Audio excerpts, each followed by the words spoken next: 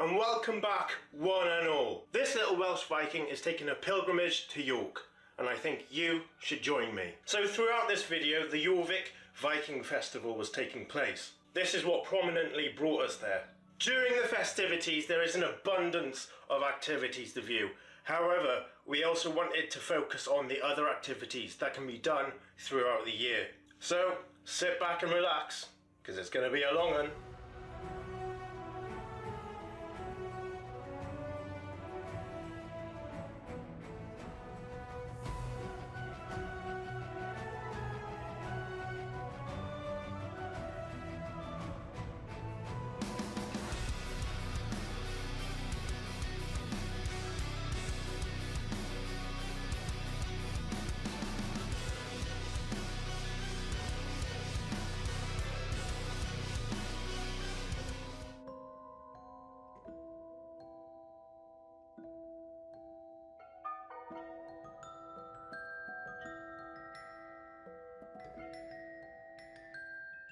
So, firstly, let me whisk you away through our charming accommodation for the week, nestled just 6 miles away from the ancient city walls.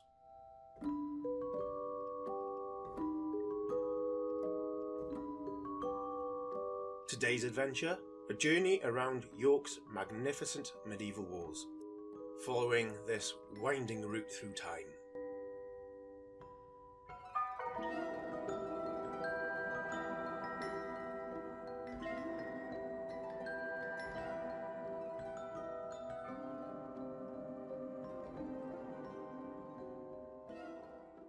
After fueling up with a hearty brekkie at the nearest Wetherspoons, we began our quest at Micklegate Bar. Let me dispel any confusion right away.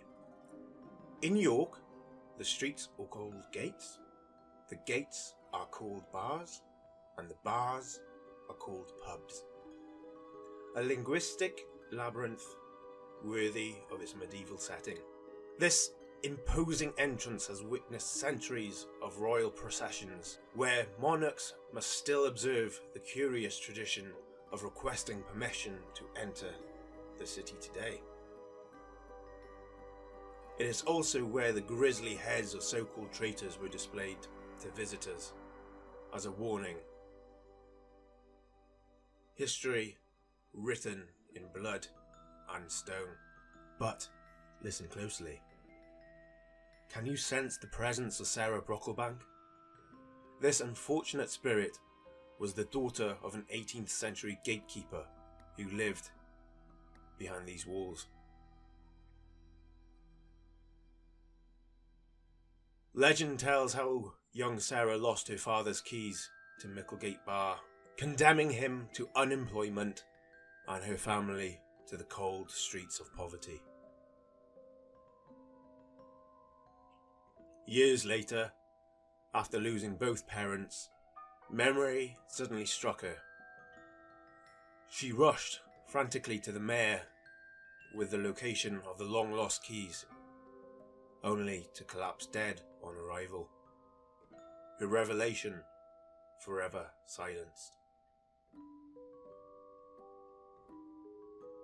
Witnesses still report seeing her ghostly form searching frantically through Micklegate Bar and the surrounding cobbled streets, her eternal quest for redemption continuing beyond the grave.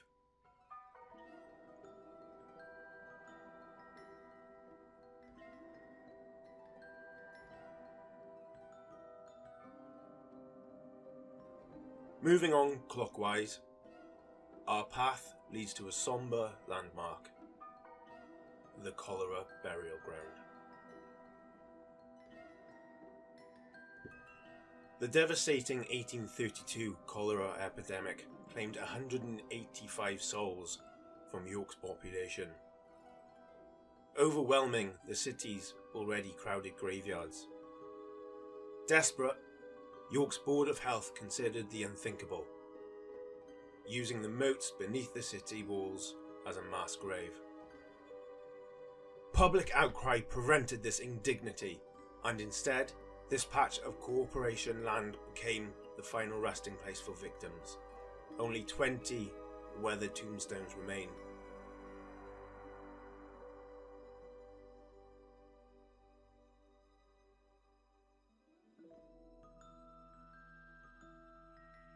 Cholera, still deadly in our modern world, makes this site both memorable and a warning.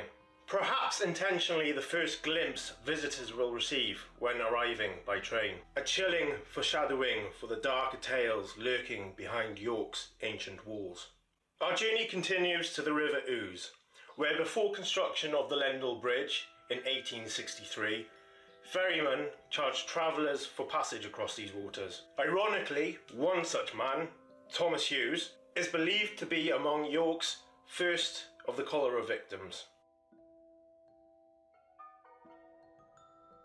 See that tower? Now home to a quaint café. It once served as a morgue. Death and life intertwined through centuries of repurposing.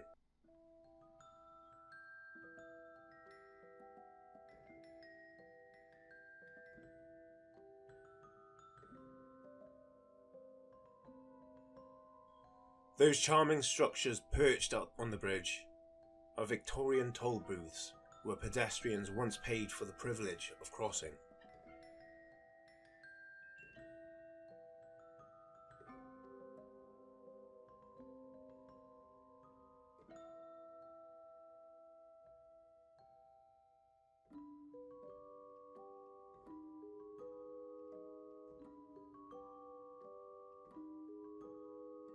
Beyond the bridge lie the museum gardens, aptly named for the Yorkshire Museum they encompass.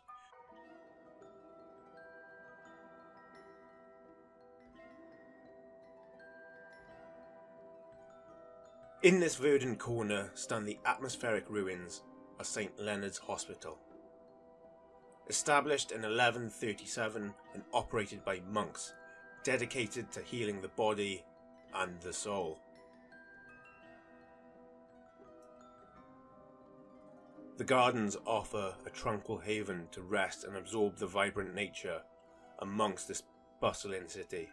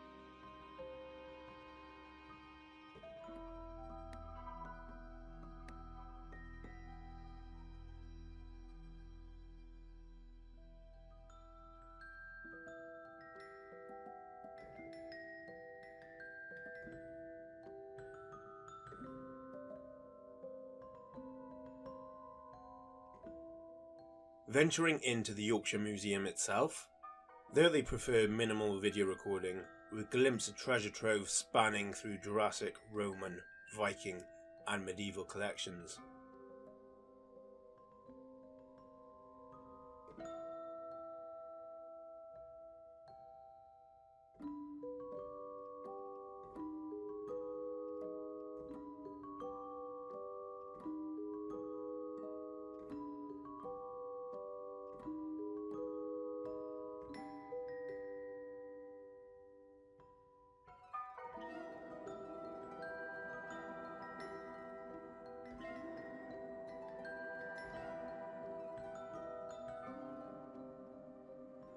Emerging from the museum, you are greeted by the majestic ruins of St Mary's Abbey, founded in 1088, before falling victim to King Henry VIII's dissolution. To the left of these crumbling walls stands the Hospitium, a stately 14th century townhouse frozen in time.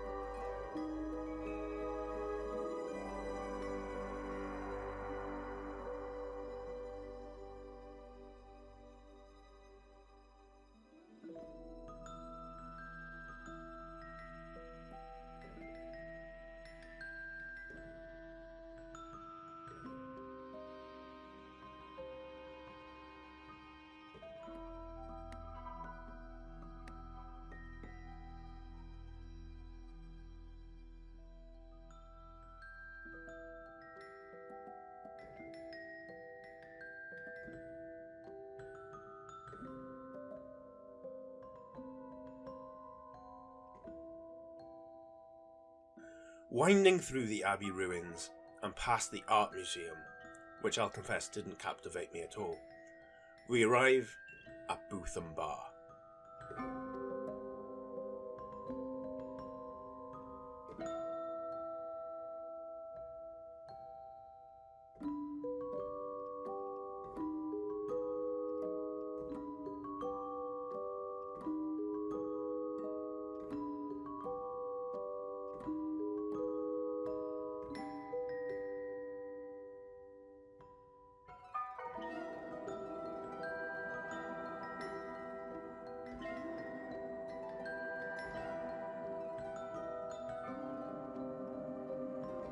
If you look up at Booth and Bar, you'll spot three distinctive figures crowning its battlements.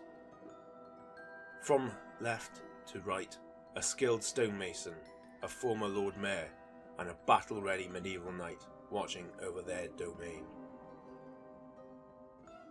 If you stroll down this street, you enter what was known as the Minster Precinct, a self-contained world with its own court, prison, and gallows.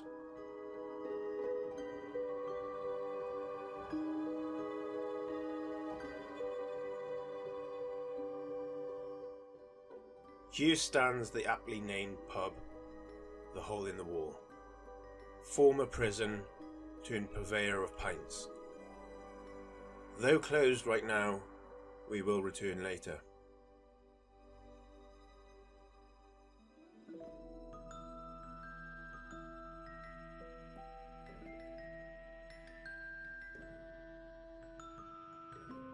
Heading back to Booth and Bar, observe the weathered wooden gate, the fearsome portcullis, that when lowered sealed the fate of those trapped outside the city walls, or trapped within.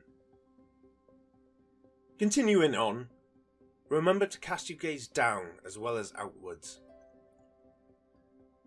The worn stones beneath your feet reveal hidden stories through numerous commemorative plaques. Just like this one, marking the gateway to the original Roman fortress, the foundation upon York was built. Behind us loomed the Treasurer's House, site of one of York's most spine-tingling ghostly encounters.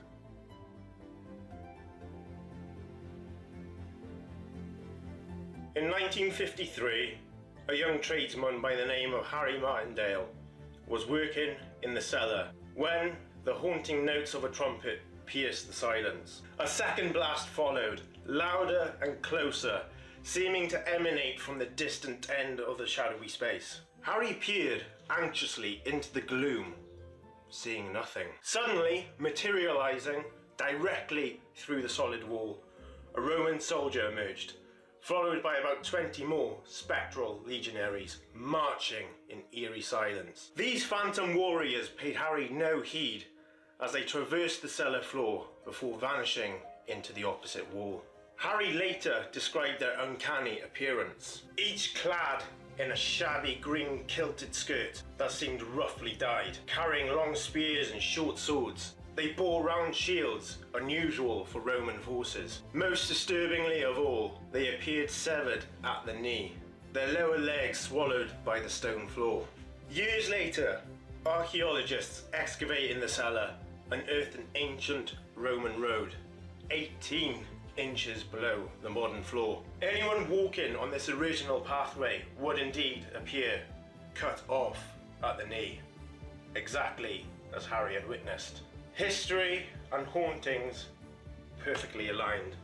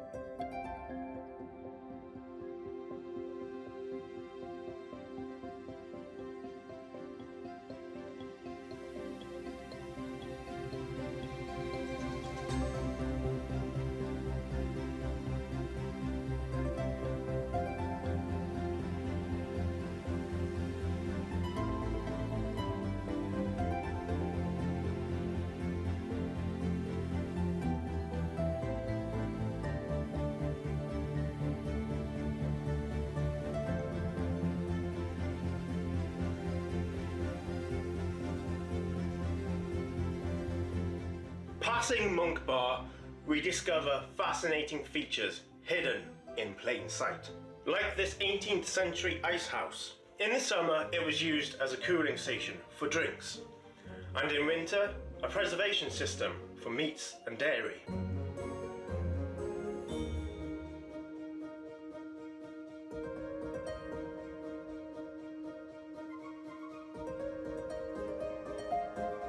Along the inner city wall stands this remarkable remains. Original Roman brickwork marking the eastern boundary of their fortress. Nearly 2 millennia old and still standing. You don't get that with modern builds.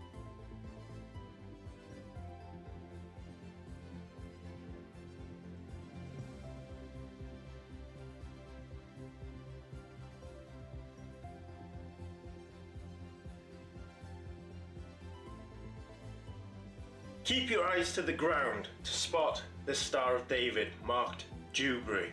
Site of a medieval Jewish cemetery, discovered beneath what will become a modern day car park.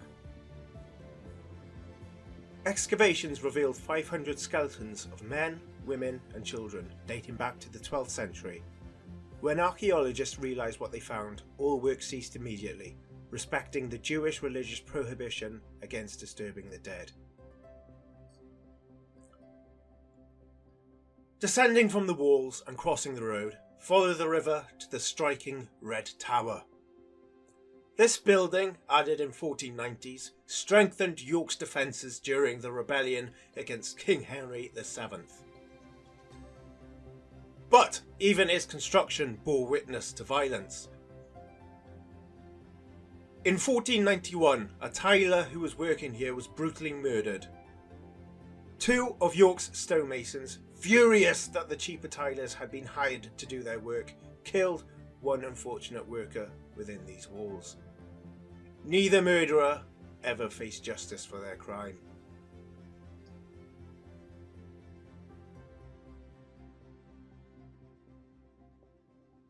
Our next stop is Walmergate Bar.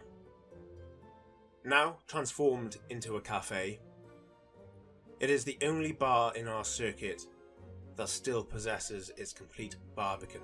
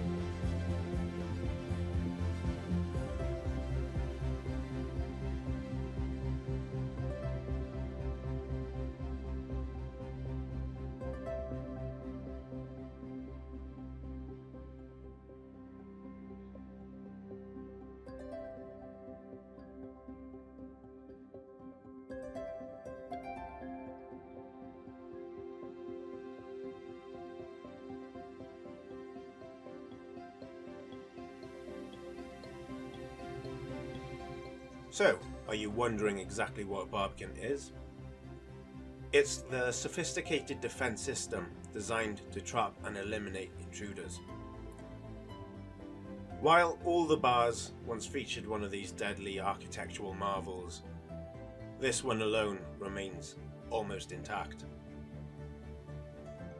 You have to imagine attackers attempting entry, first confronting a massive wooden gate. If they somehow breached this initial barrier, the portcullis would crash down in front of them. The armies would pile in to this entrapment.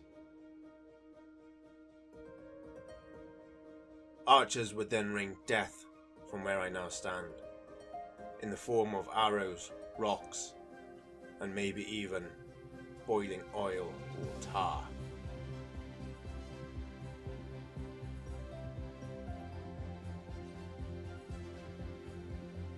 During the English Civil War, this area weathered fierce attacks, leaving musket holes and cannon scars still visible in the ancient stonework.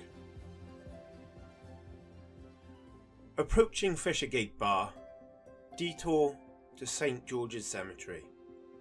Hidden at the back lies a storied grave, the final resting place of Dick Turpin. Turpin, the infamous highwayman, was executed in York and buried here, however, without a headstone to deter grave robbers. Though his exact burial spot remains unknown, he lies somewhere beneath this hallowed ground. More on his colourful life later on. Returning to Fishergate Bar, you want to cross the road named Piccadilly. After crossing the road, you want to cross the River Foss and follow the weathered stony walls of the castle.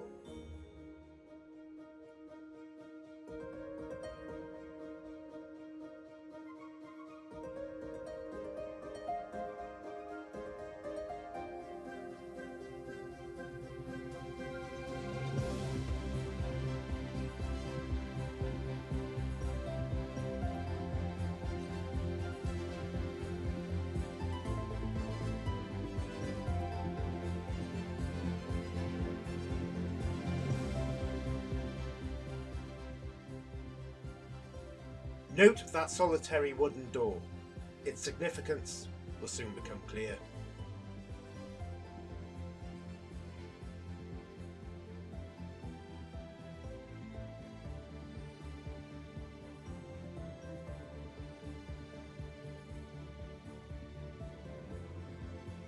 Around the corner rises Clifford's Tower, also known as York Castle. This was the site of one of the city's darkest chapters in history. On March 16th, 1190, 150 members of York's Jewish community perished here. Persecuted by Christians who blamed them for the economic hardship, the Jewish families sought refuge in what was likely then a wooden structure. As a torch-wielding Christian mob laid siege, the trapped families realised escape was impossible. Facing certain death, they made the unimaginable choice of mass suicide, rather than to die at their prosecutors' hands. History records that 10 men were tasked with the unthinkable, slitting the throats of women and children before taking their own lives.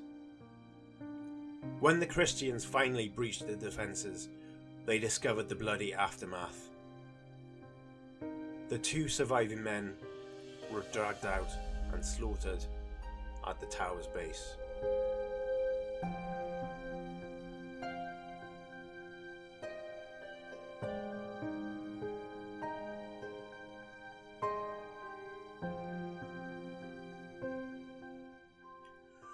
Standing here amid 9 centuries of history creates a profound, sobering connection to those desperate souls whose blood once soaked these grounds.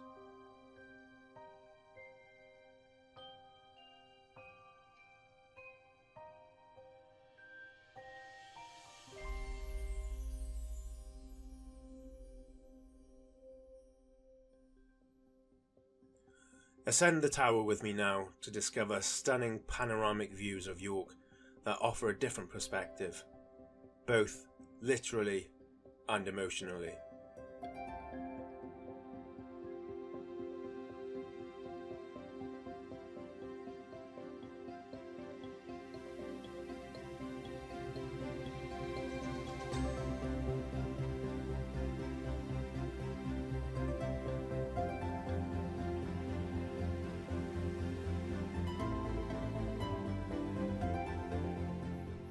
exiting Clifford's Tower, directly opposite stands the Castle Museum. Though video recording was limited here too, I captured glimpses of its treasures.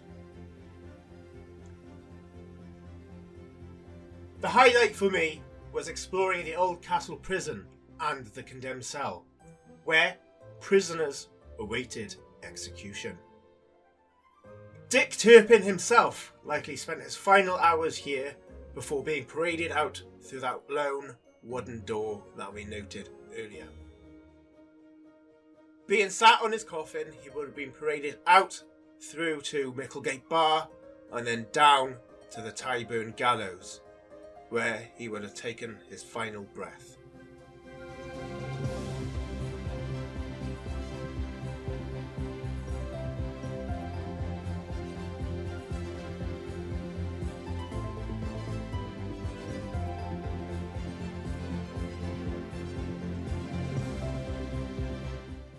We follow that route now from the condemned cell back to Micklegate Bar and down to Tyburn, where, nicknamed the three-legged mare, once stood.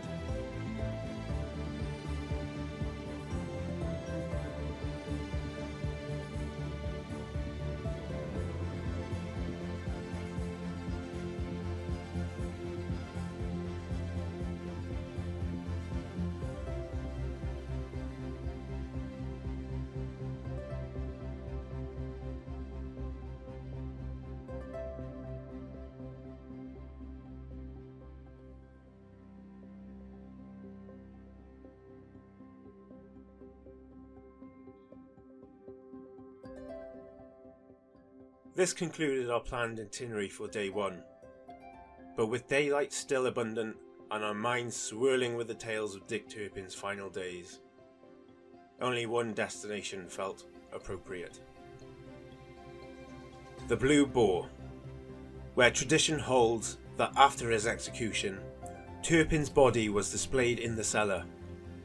The enterprising landlord charged macabre-minded visitors for a glimpse of the notorious outlaw's corpse before it was buried.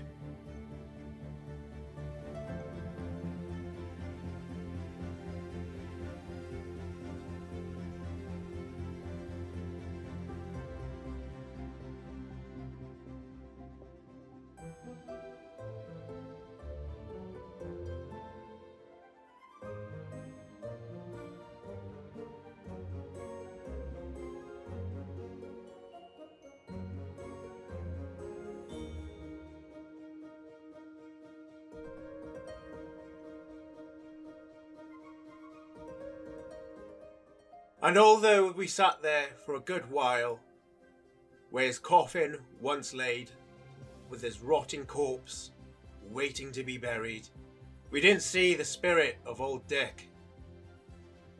Shame, really. Well, with that being said, I think it's time for a nice relaxing sit down and a pint. After all, we've done a lot of walking today. So let's raise a toast to adventure and to day 2. Cheers.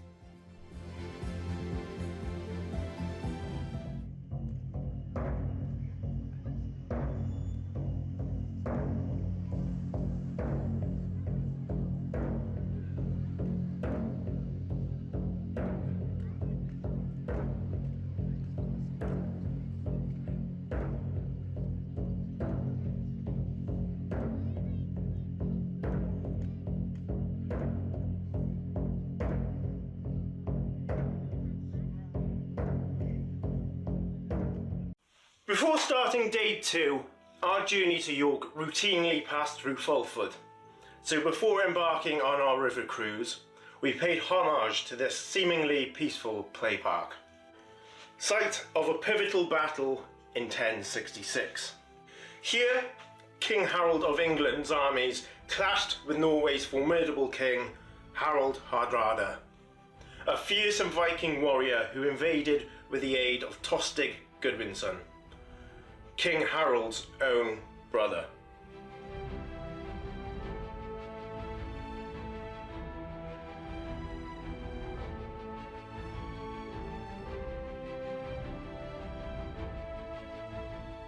Morcar, Earl of Northumbria, or Tostig's replacement, and his brother Edwin, Earl of Mercia, marshalled their forces to meet the invaders. Hardrada's fleet sailed confidently up the Ouse, disembarking here for battle. The English forces gathered strategically on the north side, while Hardrada positioned Tostig's men opposite on the southern bank.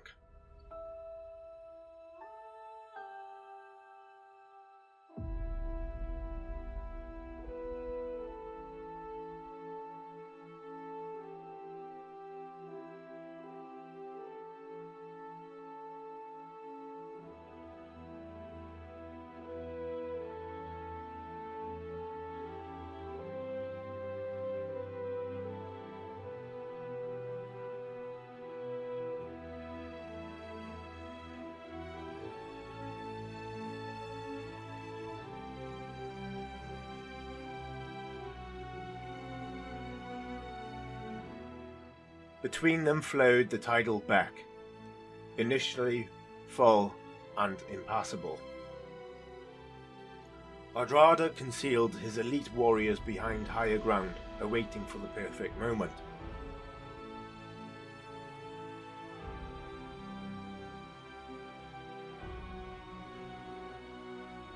Standing here, you can almost envision it.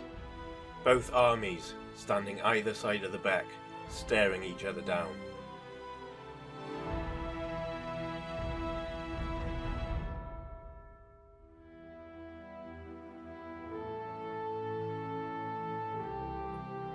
When the tidal beck reached its lowest point around noon, the battle erupted.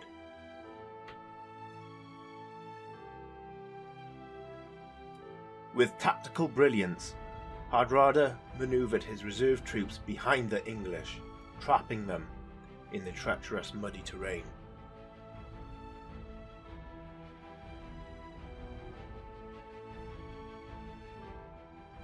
Legend claims that the fallen bodies served as a macabre bridge across the beck for advancing Norwegian forces.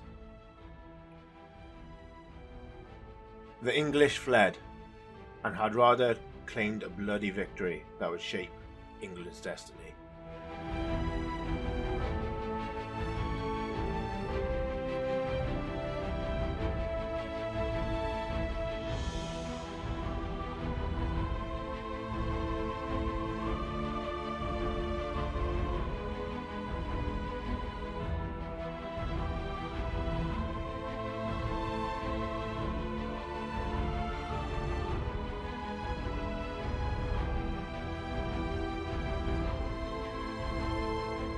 After our historical pilgrimage to Fulford, we embarked on our cruise along the Ouse. I love saying it like that. Truth be told, the 40-minute journey offered plenty of information, mostly about the bridges and the riverside buildings, but wasn't quite the adventure I had imagined.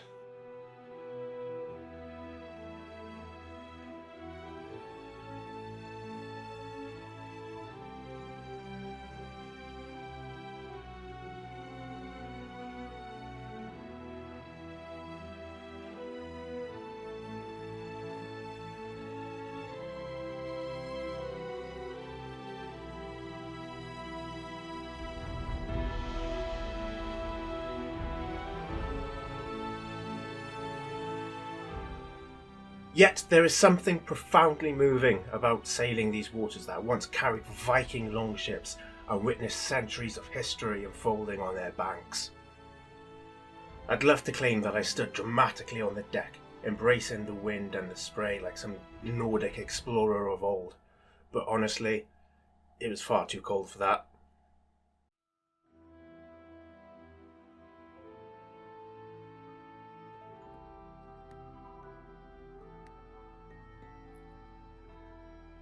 After our cruise, hunger called for us back to the hole in the wall, now finally open for business. This establishment, formerly known as the Board Inn, carries its own spectral reputation. The Archbishop's prison relocated several times during medieval York, and one site now houses this very pub. Only in 1816, during renovation, was the underground prison rediscovered. Excavations revealed a chilling secret, a hidden hole leading to a dungeon where rusted chains still hung from damp walls. Though the dungeon's history remains shrouded in mystery, many report hearing agonizing cries and groans emanating from beneath the floorboards. Those cries and groans, as well as phantom footsteps, locals insist can still be heard today. So, cheers to that unsettling thought. Bellies full and thirst quenched, we ventured to the Shambles, a bustling medieval thoroughfare so packed with visitors you can barely move. This extraordinary street hosts numbers of shops and pubs, most famously known the York Ghost Shop and the shop that must not be named.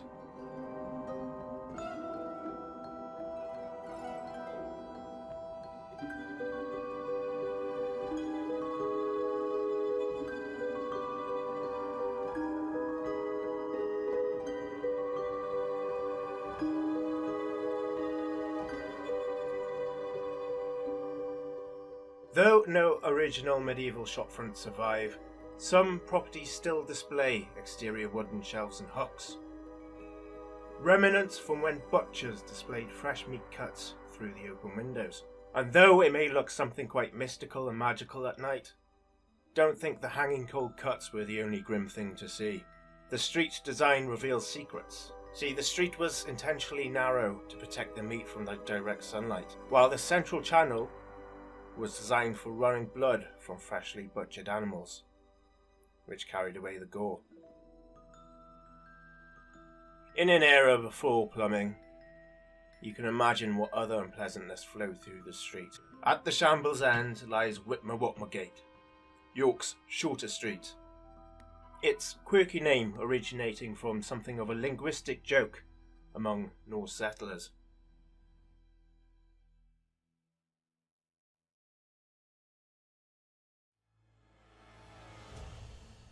Next, we explored the Dig experience, a hands-on archaeological adventure culminating in our very own excavation opportunity.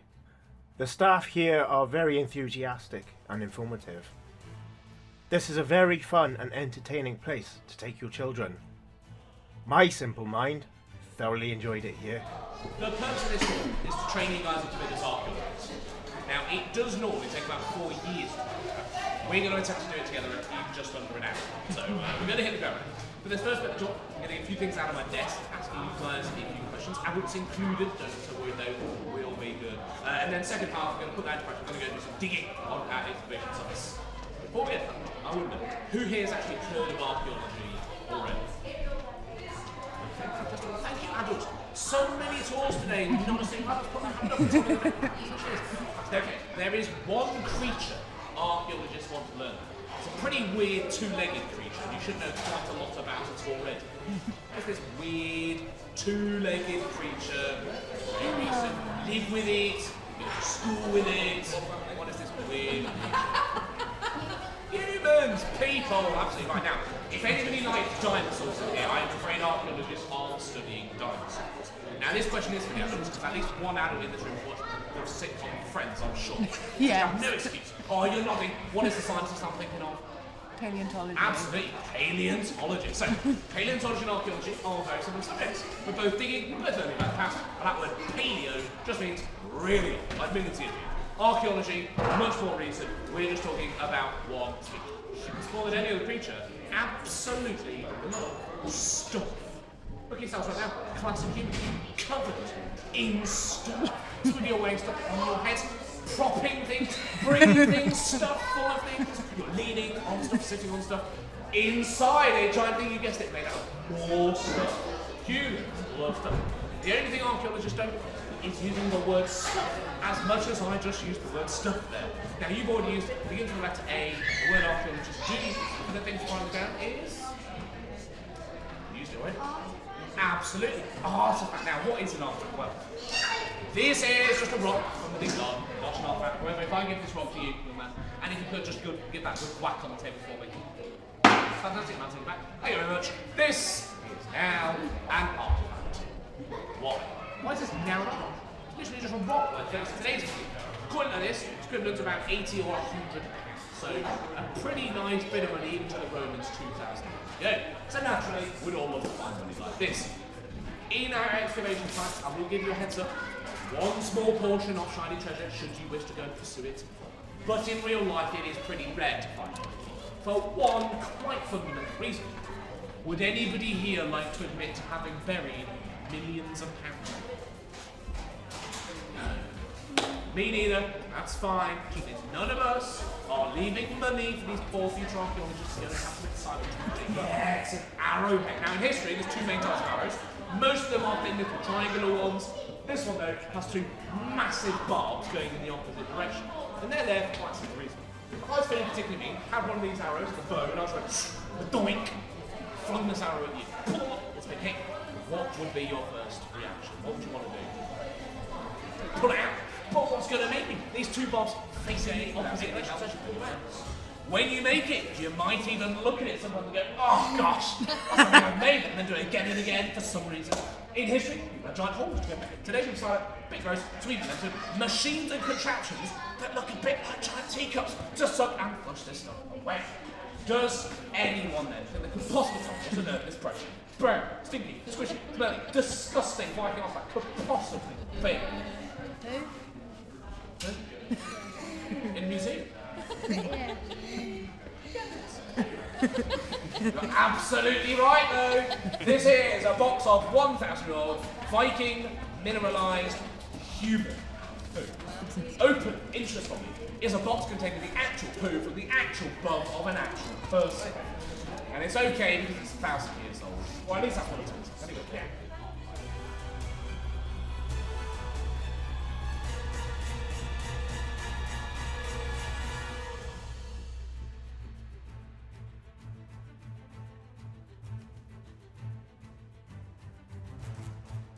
These wooden planks, unearthed in York, once formed part of a Viking ship's hull.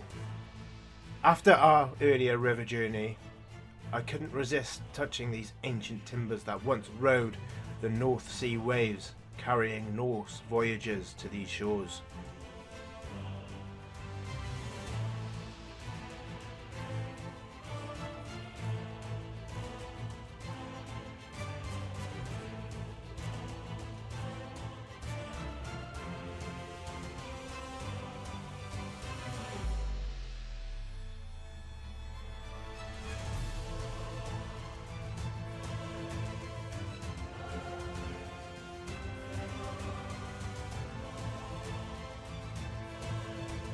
To cap our day, we joined a ghost walk.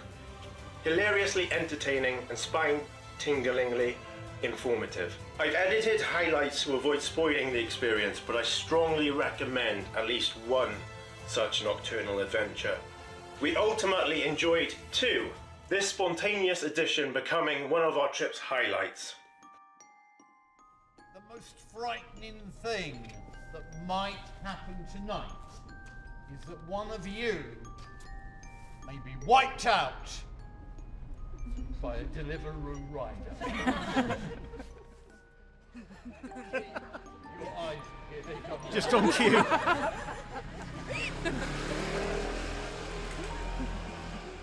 Keep your eyes open. Welcome to the Ghost Hunt of York. Tonight, I will be your guide. I will take care of you, no matter what happens. You will all be able to hear, you will all be able to see. But before I start, I give you a guarantee. Some of you will scream. Especially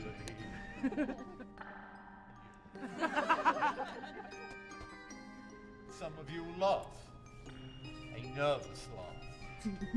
Some of you may be moved to tears. You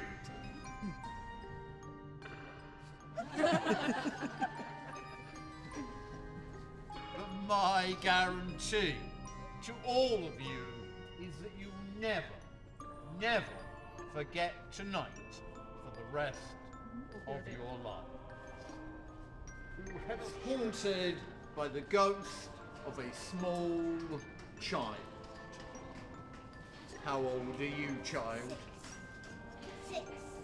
6. She was 6 years old when she died in a horrible manner. My daughter, can you hear the laughter? Come on, the gaiety!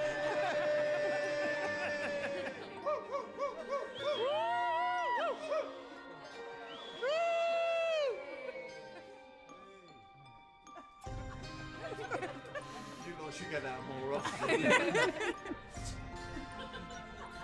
Holy water. Really?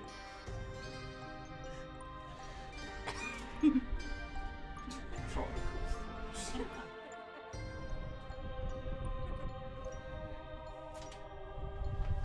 Make this grab up. Take a step to the left. Closing the gaps. She's not coming back. Closing the gaps. Grace, I have a gift for you.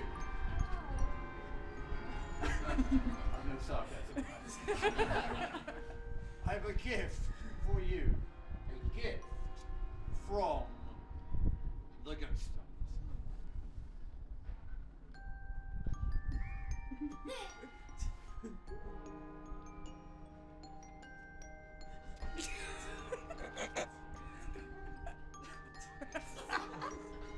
It's a baby ghost. Went back to the graveyard. He dug down to the coffin, prized open the lid, and quickly he removed the necklace. He slid off the gold rings. But when it came to the bracelet, he found that the catch had broken. Down, down, down, into the woman's wrist, right down to the bone. Is this better than Teletubbies? On our first house we walked past will be a tiny stone house. It has a tiny window next to the drain pipe. I will point it out to you when we leave.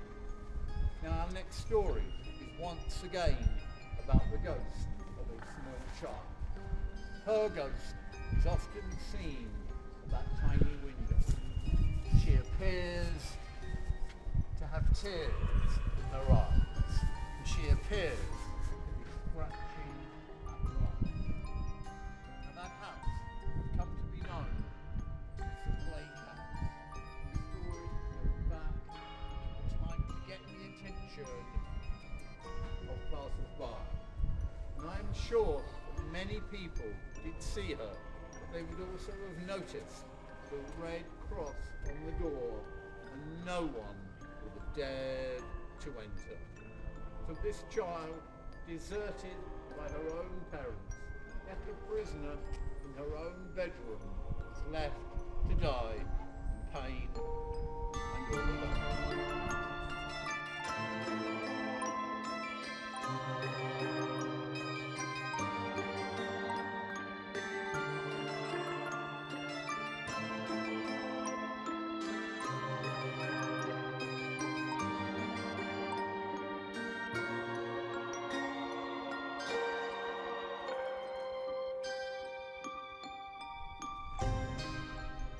Okay, we're not stopping here, just giving you a very quick, closer look.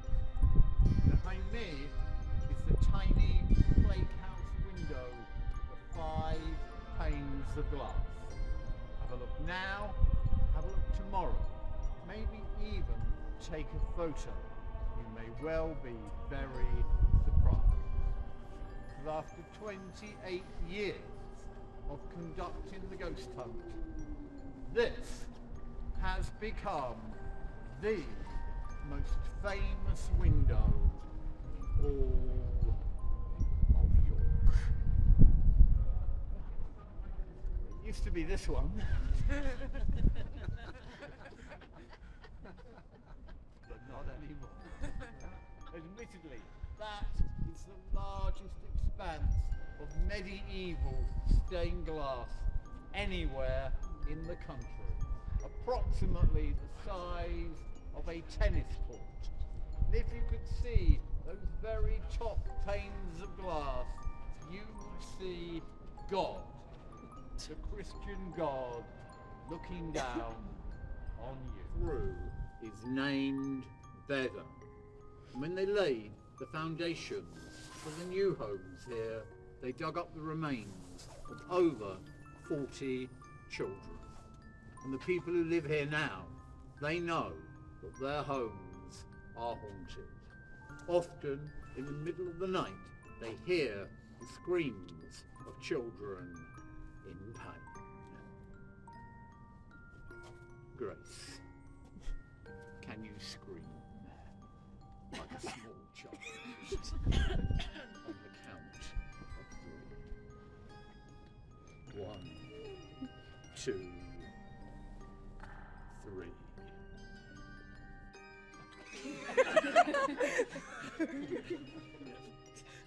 Well, that will keep them awake tonight. Spent it himself. Naturally, many of the children in his care died of starvation, and he would bury their bodies in this ground where you are standing now. The winters in York would be extremely cold. Ground here would often freeze rock hard. So unable to bury the children, instead he would carry them down to the basement where he would lock them in the cupboard and leave them there to rot and to decay until the spring. Well, one night he carried down the body of a small boy, placed him in the cupboard. But this boy was not dead, he was merely exhausted due to lack of nourishment. And he woke up and he found himself in this pitch black cupboard amongst all the bones and the flesh of his former friends. And I want you all to imagine how he must have felt. Now, I would suggest that we all think about living, not about dying. The night is young. York lies ahead of you. But before we go, where is Grace, my nurse? Come and join me here. And Matt, my trumpeter. Grace, Matt, and the tropical fruit. Face your crowd and get ready for a spontaneous round of applause and uncontrollable cheering. I'll tell you when. It'll be more spontaneous. But for now, from our cast of 2 strolling players, a casting of tropical fruit, we bid you farewell and we thank you for your good company. Now. Before retiring, we witnessed the spectacular light display illuminating York Minster's magnificent facade. This 10-minute show is worth watching in full, but feel free to skip ahead if you prefer to see day 3.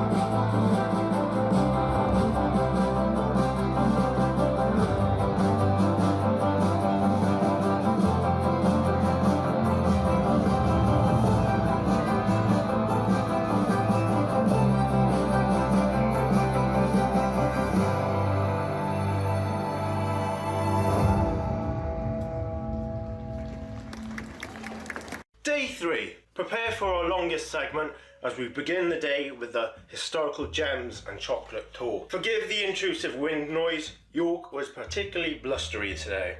Our charismatic guide, Shalumbo, led us through a captivating journey blending history, architecture and sweet treats.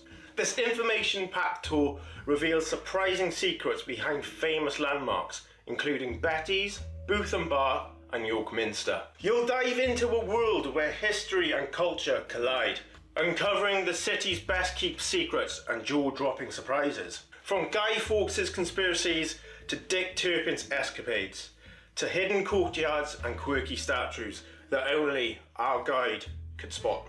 Every step revealed new discoveries. The experience culminated with delicious treats from York's chocolate story.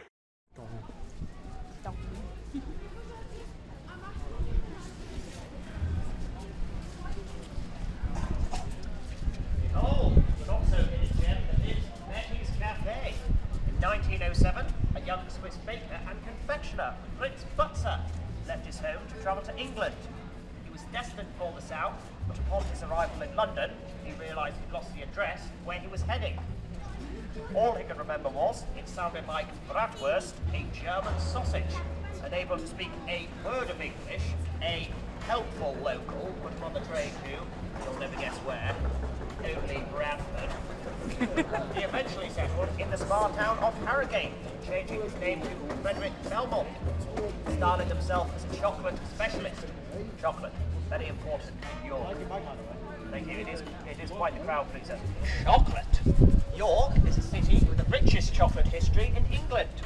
Quakers first introduced it in York as an alternative drink to alcohol in the 18th century. One Quaker, Mary Duke, went on to found what became, in 1725, the famous brand Rowntree's. The Kit Kat was invented in the 1930s, right here in York. What an ideal spot for the making of chocolate, by the River Ouse and bang in the middle of the country, with access to the railways. Northern chocolatiers are known to have a rather superior touch too. We've already met one of them. And so, stop off. It was on this very site that the famous Terry's chocolate orange was introduced. 1932. It's not Terry's, it's mine. And what, pray tell, could this have possibly been?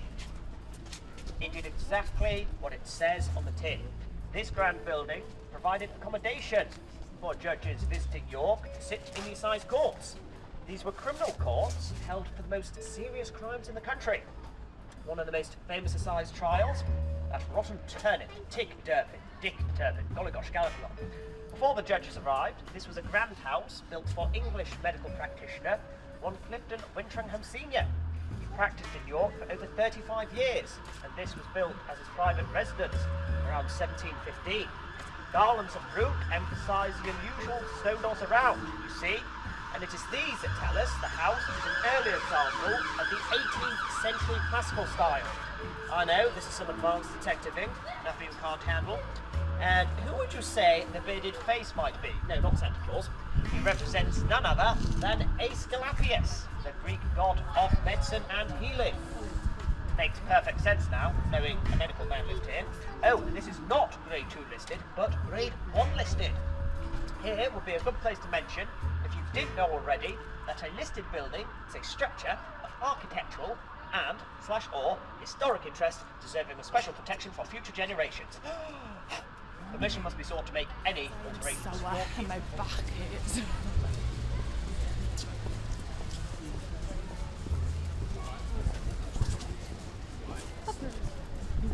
Now, we're about to cross a road, so try not to get run over. It's very inconvenient if you do. A lot of nasty paperwork. The worst parts of the job.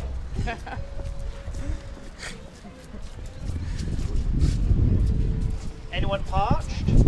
Feast your eyes on this delight. A simple, understated, now diffuse water fountain. The date, 1880, Victorian. The why significant. Seemingly quite a simple idea, this was in fact a health miracle in the 19th century, and this was the very first one to be installed in York. The history books tell us the water bore many a disease. Polluted river water, stagnant wells, and weak beer was good for no one. If I utter the name Jon Snow, would anyone be able to tell me what he discovered? No, sir, not the character from Game of Thrones. And no, man, not the newsreader. The English physician. He was a man who discovered that cholera was transmitted through dirty water. The act of providing charitable clean water became all the rage with the Victorians. Not only did they protect health, but they demonstrated generosity and a scientific breakthrough. This little fountain represented the modernisation and forward thinking of the city. Let us snoop further. There are two sides to this fountain. Why, oh why, would that be? Well, the Philosophical Society, who own these gardens behind this fence, probably didn't want to share it with the York peasants. Snobs. Both sides are practically identical, bar one thing. This public side has a City of York coat of arms. The opposite side has the godlier motif of St. Peter's keys to heaven. Clearly they thought they deserved access in more ways than one. Oh, and it is Grade 2 listed, of course. Come. This hidden fern garden is always passed by unnoticed. But, detectives, just you wait. For hidden amongst these ferns, the Wallamai pine tree is planted. This is a living fossil, thought to be extinct. It was rediscovered in Australia in 1994 and is listed as critically endangered. Mesmerising.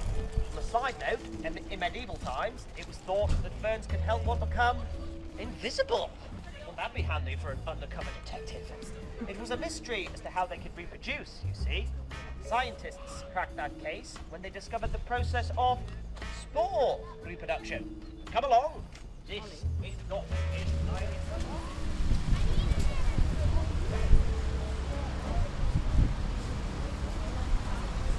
So, more about this bar. There's been a gateway here for nearly 2,000 years. Grade 1 listed Fulford Bar is on the site of an old Roman fortress, Immersive. Take note, that is one of 4. Now, there is something, or rather 3 things, that are often unnoticed upon walking by. Chance 3 guesses? Those 3 statues at the top, who might they be? Well, upon closer inspection, it seems we have a knight, stone mason, and the Lord Mayor of York. Long-distance magnifying technology, madam. These 3 statues represent 3 points for the defence of the city, waiting for potential attacks from the north. You see the knights fight invaders, the masons build the walls, and the mayor holds the key to the city. Yorkshire wasn't getting on with the Scots very well, I'm afraid, and after years of conflict, even in more peaceful times, York still wanted to keep the Scots out. Although no longer there to see, my back catalogue of evidence can tell you that circa 1501, a door knocker was installed, forcing any Scotsman to knock and request permission to enter the city. The street you can see down there is known as Gillygate. Gillygate was used as a huge plague pit, used to dump dead bodies when the Black Death struck York between 1603 and 1605, killing 3,500 people in York, 1/3 of the population. So, ladies and gents, if you're ever down that street, keep your eyes peeled. People have said to hear the sounds of coughing, sneezing and crying on that street, and the spectral forms of sick children have been spotted countless times. Aren't we lucky that in the 21st century we don't have to worry about disease spreading through the country, and we're forced to stay at home and watch Tiger King on Netflix, and you stop watching it because it's boring, and you get yourself a lovely girlfriend between the lockdowns, so you have to watch it again, and then she leaves you. Sorry, that's a bit of an omission. Hold those eyes to be brisk for discs. Tally ho. 1. Well spotted. 2. I was about to say that. Right, the game is on. 3. Right, it's competition time now. Come on, let's go. Oh dear, right, that's it. Come on. Not too far. 6, 7, yeah. I'm losing to children, help me. For those of you who don't know him, he was one of the conspirators of the 17th century Gunpowder Plot, a failed plan to blow up Parliament with King James I inside. We now burn him once a year on bonfire night. Smoky business. He was baptised in that church there, which you can't see because of the scaffolding, sort of ruins the aesthetic. And judging by these little blue plaques, a name of this Grade 2 listed establishment was born here. Or was he? Wait, hang on a minute. Looking closer, these are not permanent plaques, but mere window stickers. That's not very official, is it? This ambiguity tells us a proof is pending, pals. Another hot hidden gem to mention before we move on. See that little subtack up there? It represented the very first fire cover, which came into play after the Great Fire of London in 1666, before the fire service was made public. Proof of insurance, complete with policy number to identify a claim. Very rare indeed. Scorching. En route, comrades. So, along our explorative journey, the word snickerway has often come to the fore. Do any of you know what these snickerways could be? Alleyways, ginnels, snickets, lanes. Snickerways are small passages, paths if you like, many of them ancient, that run between York's streets. They were often quite hairy places too, not so much to be alone in the dark without your own personal linkerman, that's for sure. This one's a risky little biscuit, Mad Alice Lane. Alice haunts it. Enter at your own peril. Snickerways are often hidden, and require some effort to discover. Oh, I do urge you to try and plot a route through the city via Snickerway. You can imagine your linkman complete with burning torch. What fun. Disclaimer, real fire not recommended. Let's all butt it. Rise those eyes up, but with...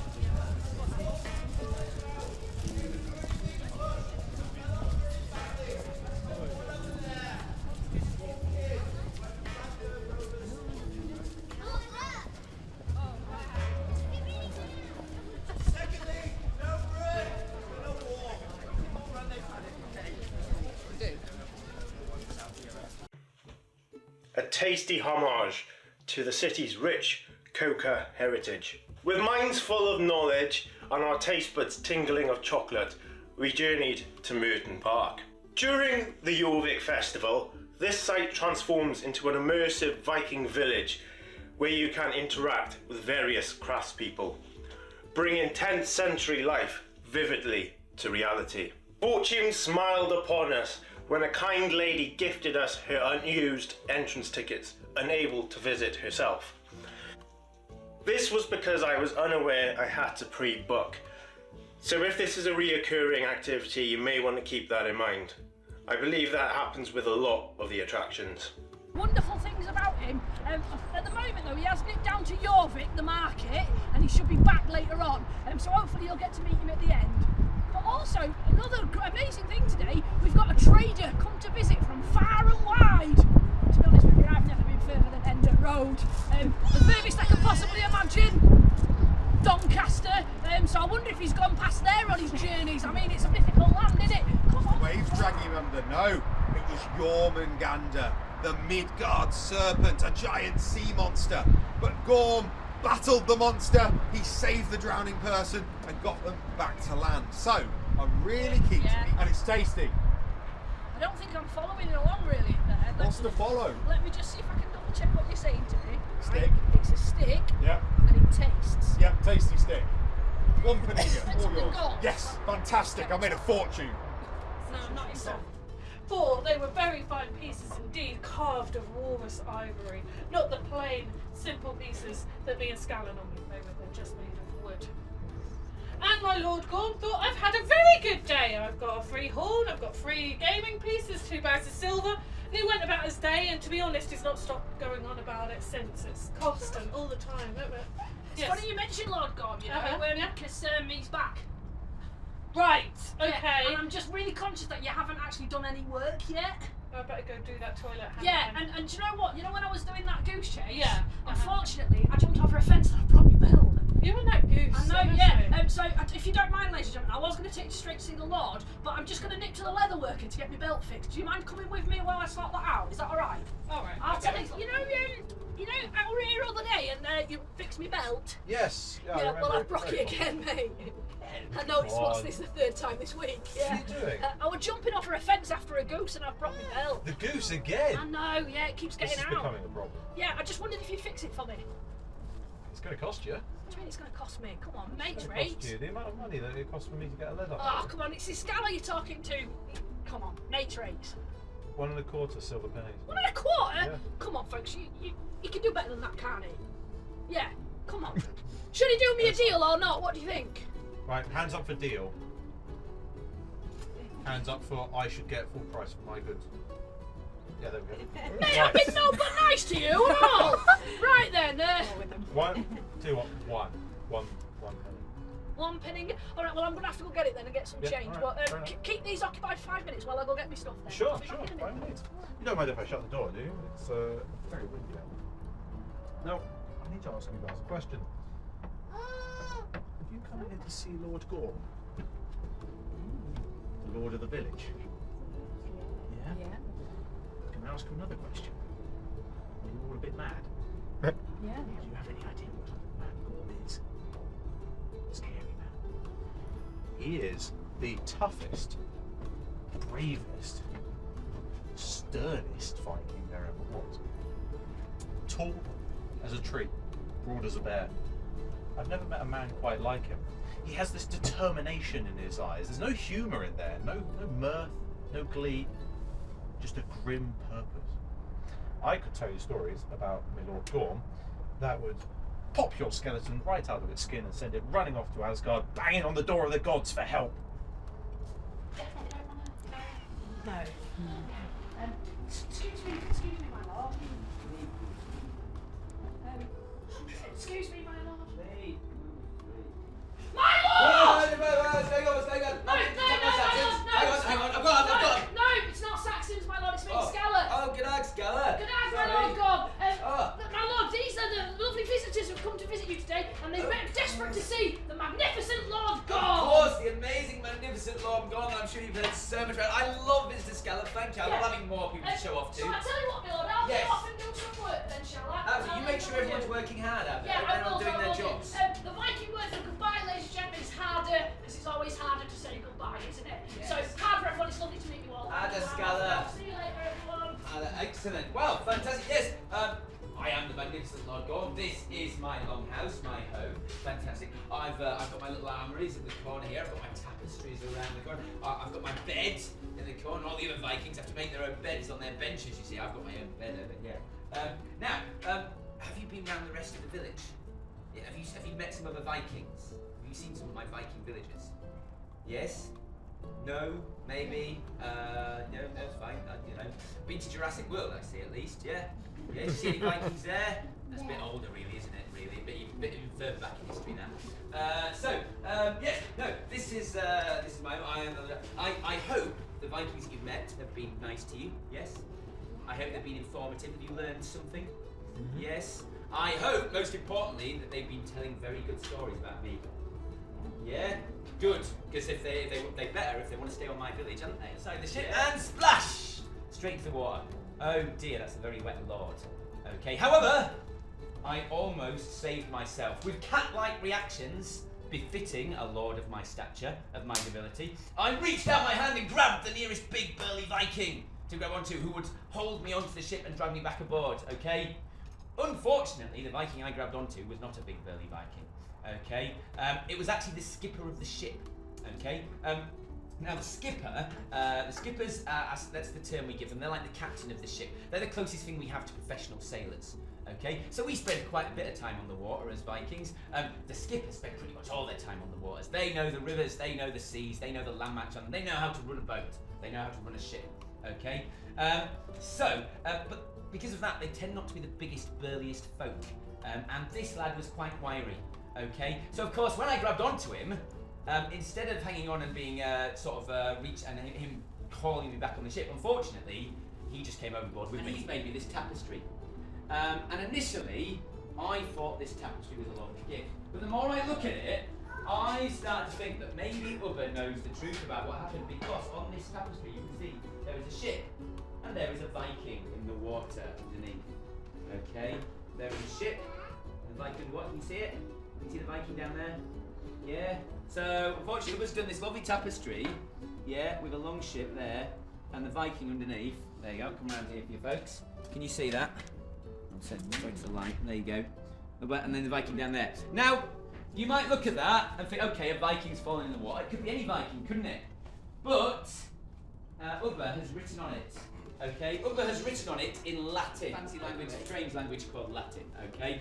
In fact, I'm going to have words about him, okay? Because I think he's been fraternising too much with those nasty, smelly Anglo-Saxons, okay, with their Christian churches that all write in Latin, okay? We don't write in Latin, we write in Old Norse, okay? So I'm going to have words with Ubba about this and about, I think he's associating too much with those Anglo-Saxons, okay? However, in Latin, Ubba has written Gorm cecidit.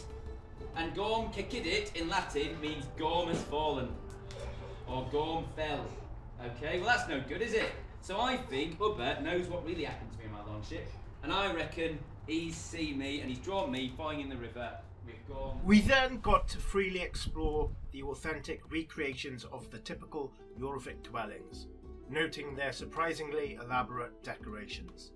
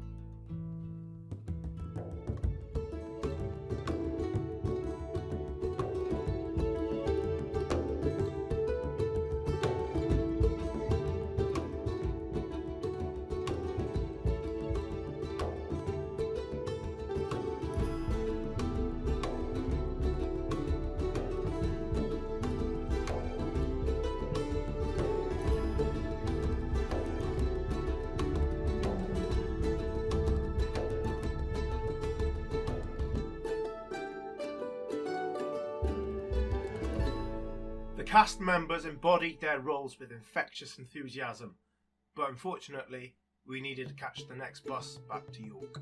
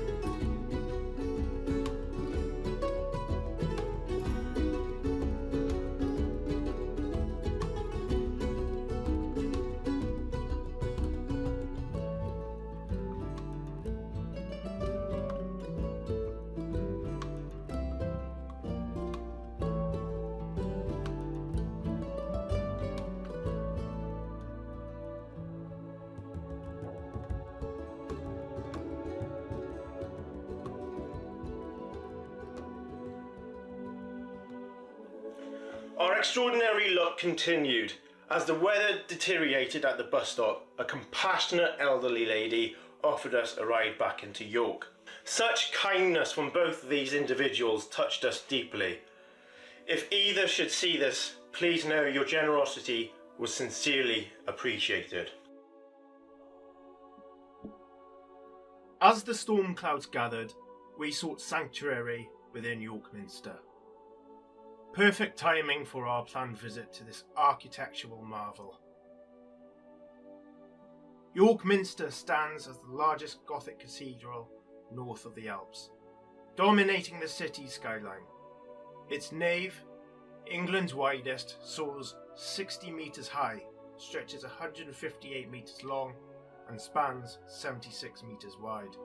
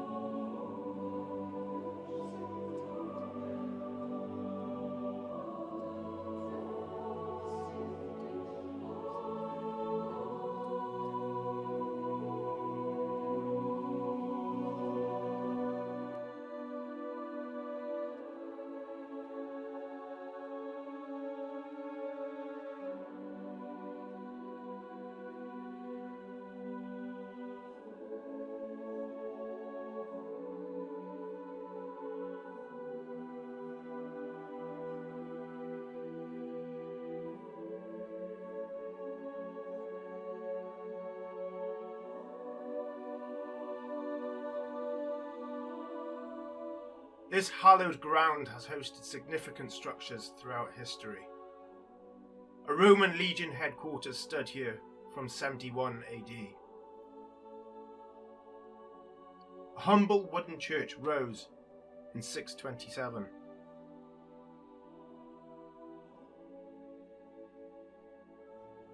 Through the shadowy transition from Anglo-Saxon to Viking dominion, records grow scarce.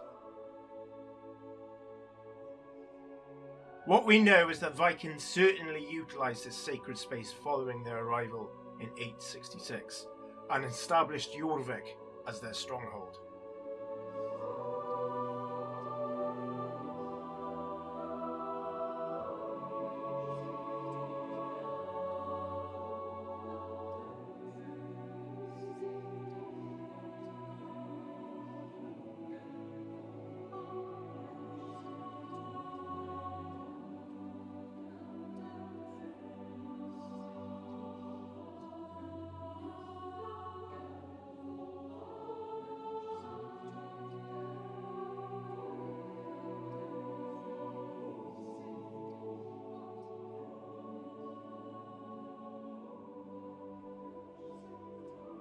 The Horn of Ulf, a magnificently carved 1,000-year-old elephant tusk gifted by a Viking lord, remains exquisitely preserved.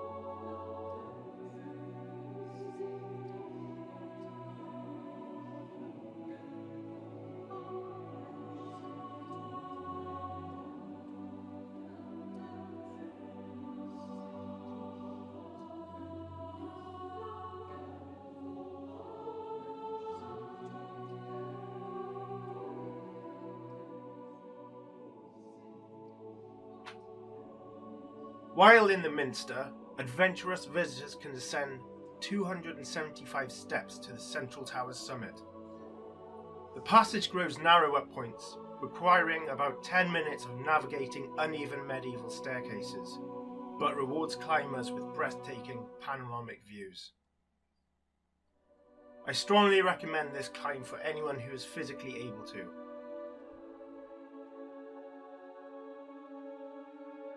Particularly on clearer, sunnier days than we experienced.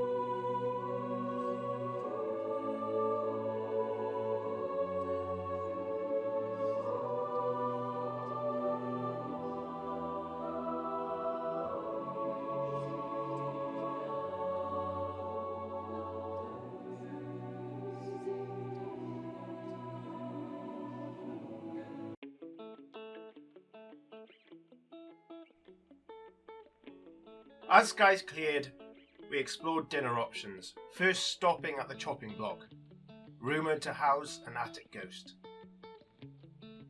Given our quest to visit York's haunted establishments, this merited investigating. This charming pub features a cosy games room and fascinating historical timeline adorning the passageway to the toilets. Unfortunately, attic access required dining at the restaurant, which wasn't our plan. Tonight's destination, Hop. Hop represents heaven for those who appreciate life's simple pleasures. Exceptional beer paired with perfect pizza. Their creative craft beers include unusual offerings like this carrot cake ale. Certainly different and exceedingly sweet. I'm glad I ordered just a half pint. To complete our evening, we joined another ghost tour, the Deathly Dark Tour, with the incomparable Dalton Deathly.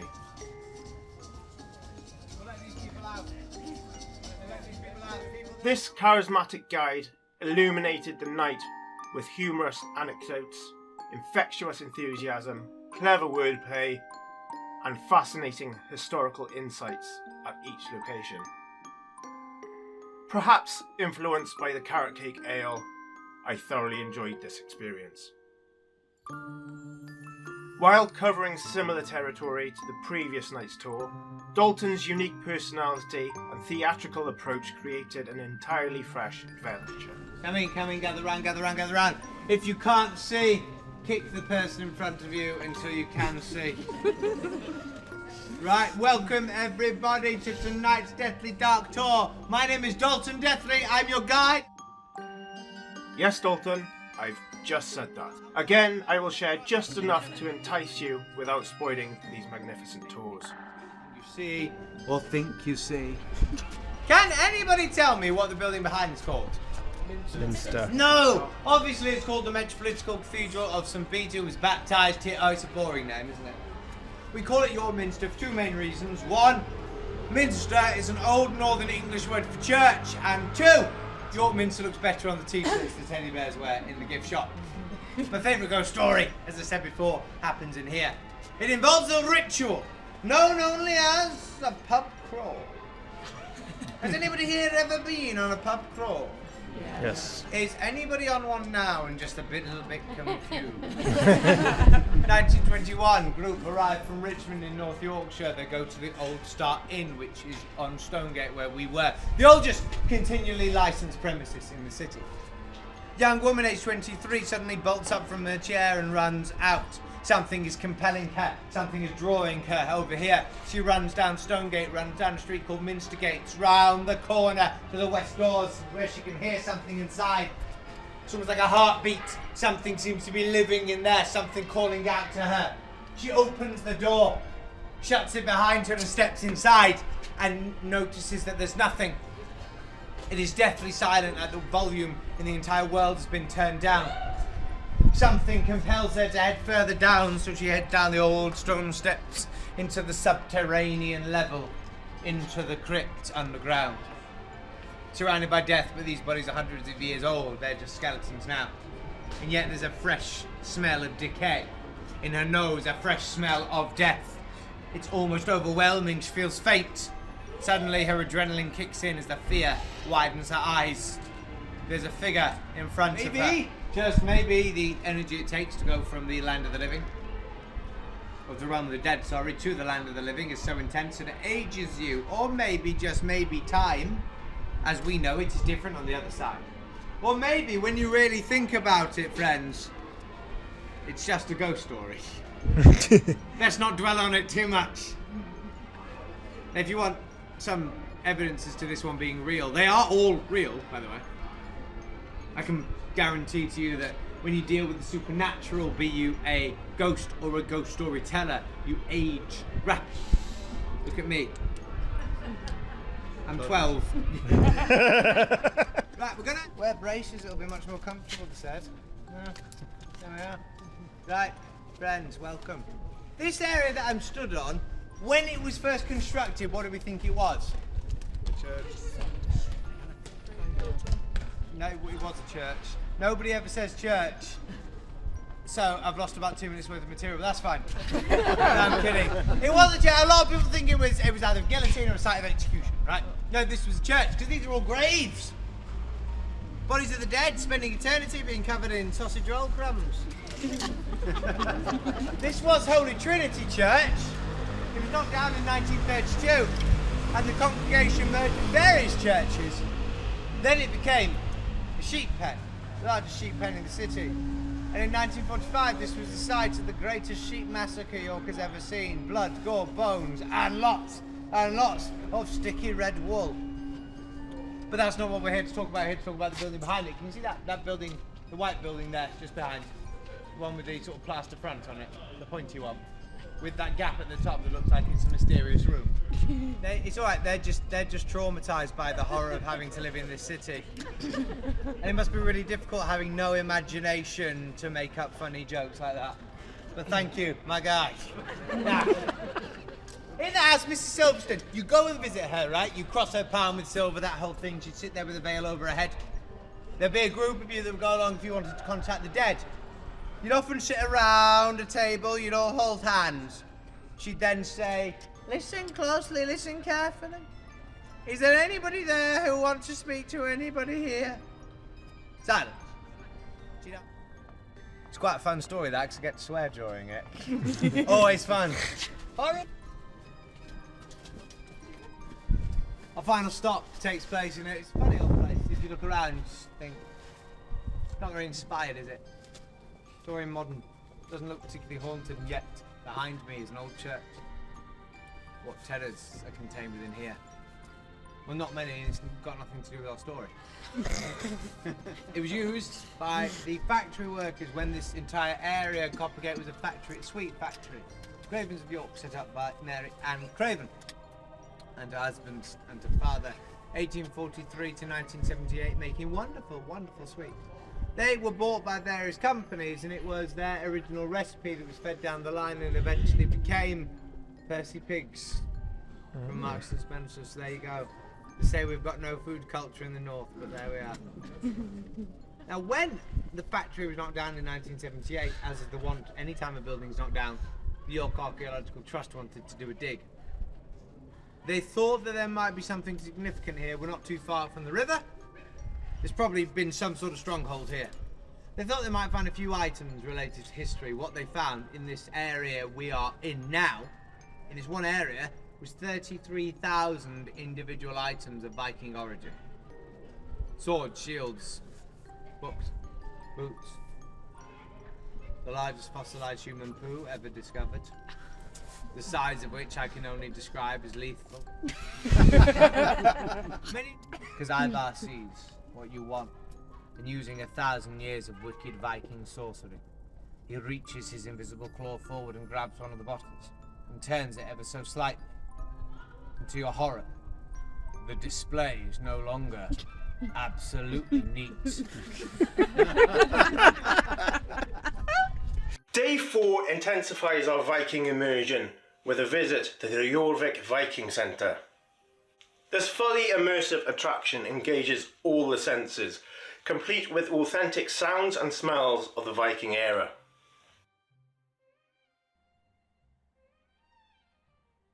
Upon entering, you descend 6 metres below modern street level to reach the original Viking ground surface.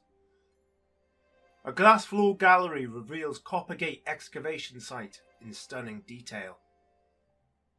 When they knocked down a big sweet factory up there, dug down here where you're standing, and found the remains of this street as it was in the Viking Age, amazingly well preserved because of the waterlogged soil. Now under the glass, we've recreated 2 of the houses, how they first look in 1976 when we found them. Right here, you've got one house which is just one big room.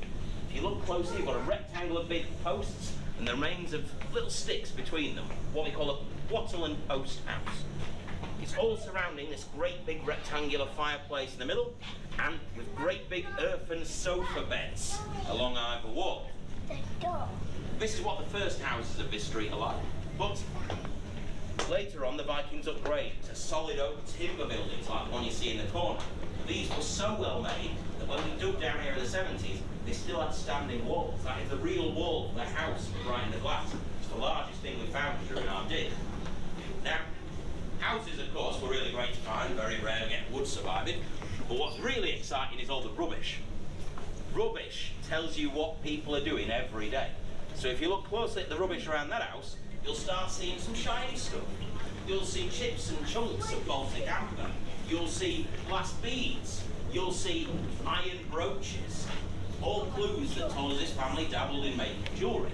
Although digging into their backyard later, we're pretty sure they were mostly butchers because it was filled with tons, literally, of animal bones. This house over here, all around this great big fireplace, if you start looking, you start seeing metal stuff. You see broken knife blades, you see strap ends and belt buckles, you see needles and knife edges, you see piles of iron waste and tiny flecks of what we call hammer scale, the hot bits of iron that fly off when you smack it, all around this great big fire. These were all clues that told us this family dabbled in blacksmithing. But again, that wasn't their only trade. If you come through the back door, across the threshold, and along England's only known Viking garden path, you end up in their backyard. And if you look round here, you'll start seeing brightly coloured stains in the ground. These were dye from colouring clothing. So we know they also dabbled in the fashion business, and we learned about what colours they were wearing. Interestingly enough, we even had surviving clothing that we found here. You are all going to see later England's only surviving Viking sock. It's pretty brown now, but originally our test told us it had that on it. It was white with red stripes. So there you go, the Vikings like stripy socks. You learned some already.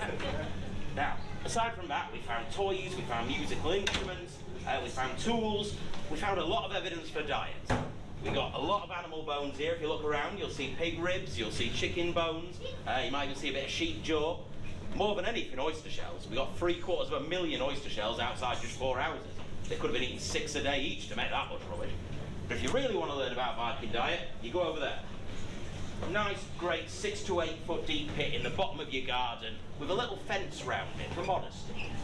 Anyone care to guess what this pit is? It is for toilet pits, and these were so well preserved that our archaeological reports describe them officially as still soft and pungent in the middle, even after 1,000 years.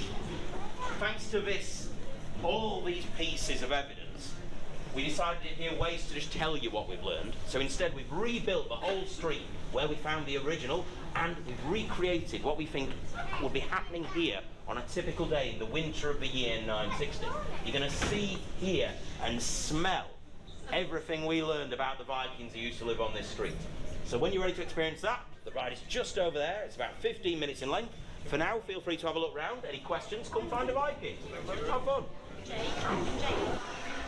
The ride experience transports you through a meticulously reconstructed Jorvik. Notice the changing sights, smells and languages as each section faithfully recreates 10th century life. Many figures encountered are based on actual skeletal remains discovered during the excavation. Many craftspeople worked here in the city. Here's Sigurd. He's using animal bones to make some everyday objects such as combs, comb cases, skates, bone pins. Making a comb of uncut.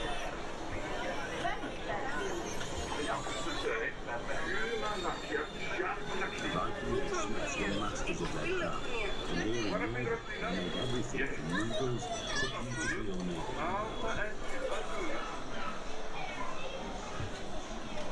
This family also look like they're taking a break.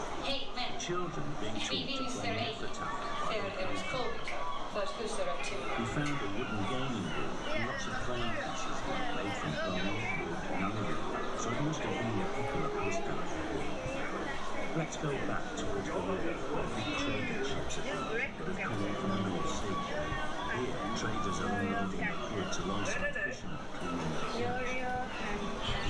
Goods and raw materials from across Britain, rutted carveries and potholes everywhere. This leather worker seems to be having a problem sewing his shoe pieces together, and looks like he has Viking's disease, or Dupuytren's contracture. You can see it's caused the fingers on his hand to become clawed. It's a genetic disorder that runs in family, and seen particularly in middle-aged men. Tradition has it that it originated with the Vikings, who spread it throughout the Old World and beyond as they travelled and intermarried. This couple here are arguing about what to have for supper, meat or fish. It would seem that life hasn't changed too much over the last Du säger att du vill klippa mer fisk? Nej, exakt. Listen carefully. You can hear Nej, du sa gradaki. Here's a food seller trying to sell this wealthy-looking woman a cabbage of some sort. You can see that she's walking Ik sterf over Gandonnerbij. Je valt mee rond. You can find out more about her in the galleries to come. We found a very small silk, pink-coloured reliquary pouching with the label. The embroidered cross on it suggests that it once held holy relics which have since disappeared and are now a mystery. Countryside is seen at this time. In this backyard, animals have been slaughtered to provide meat to birds and also culture. As well as the moss, Vikings tail. This man does not look too happy to be seen, so perhaps they're very good.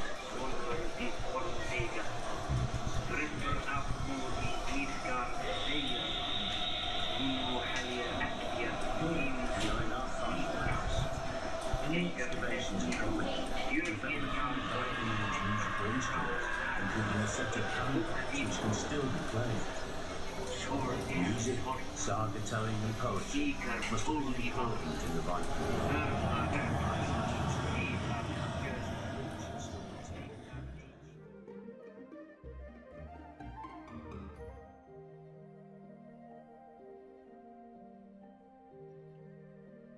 Disembarking, you enter the museum section, displaying artifacts unearthed during excavations.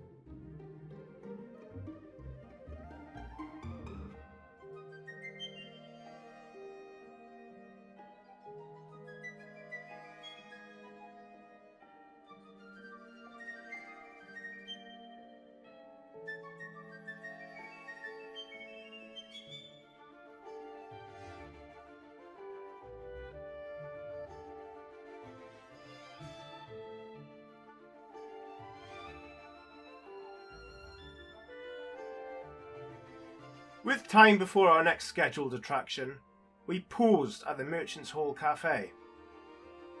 I'd noticed this on the venue of Things to Do in York, but hadn't prioritised it. The hall comprises of 3 main chambers. The Great Hall, where medieval merchants conducted business and socialised. The Undercroft serving as an almshouse for the sick and the poor until 1900s. And the chapel providing spiritual comfort to merchants and patients alike. The ground floor features brick construction, the first bricks made in York since Roman times.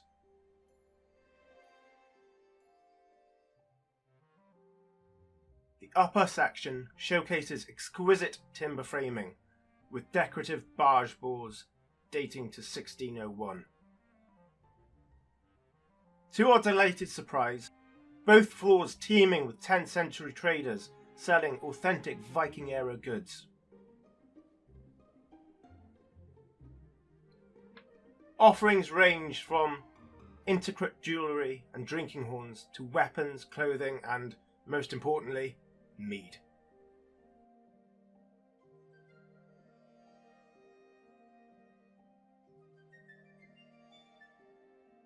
One mead vendor, Mel from Newquay, hailed from my local area. I thoroughly enjoyed conversing with Bob, who mentioned plans for a Celt Fest in West Wales.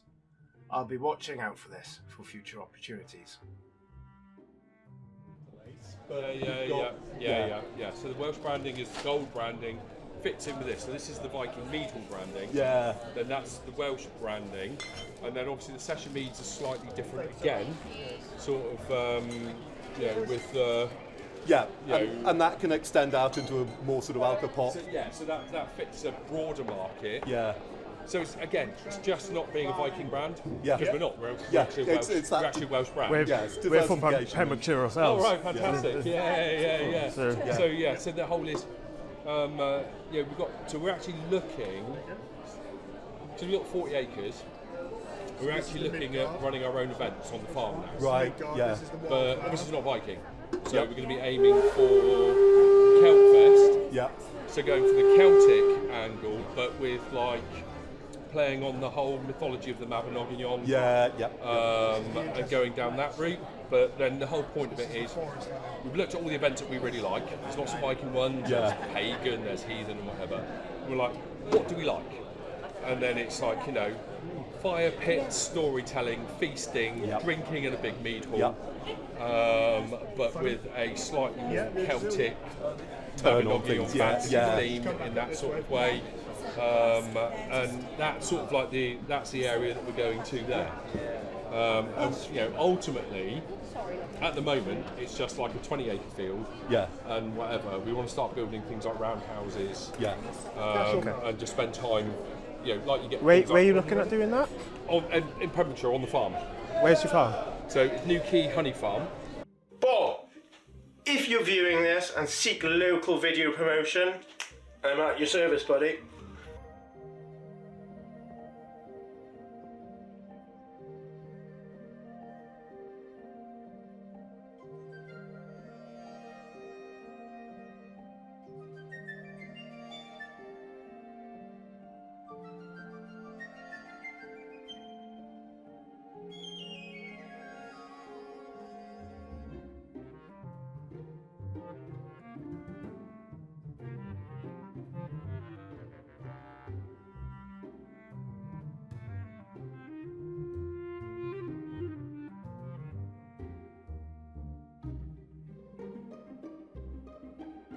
After spending perhaps too much time sampling mead, and not enough coffee, we hurried to St Mary's Church, back in Coppergate, for an immersive Van Gogh experience.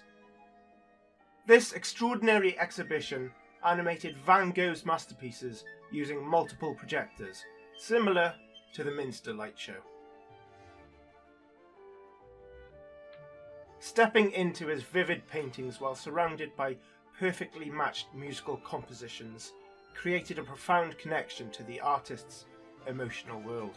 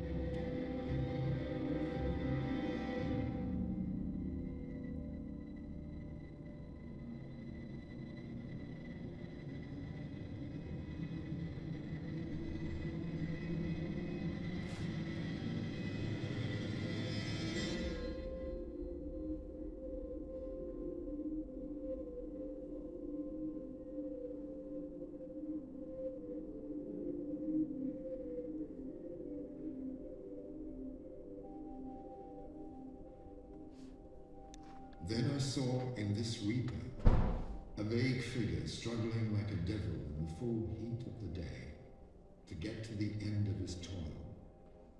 Then I saw the image of death in it, in this sense that humanity would be the wheat being reaped. So if you like, it's the opposite of that sower I tried before. But in this death, there is nothing sad. It takes place in broad daylight, with a sun that floods everything with a light of fine gold.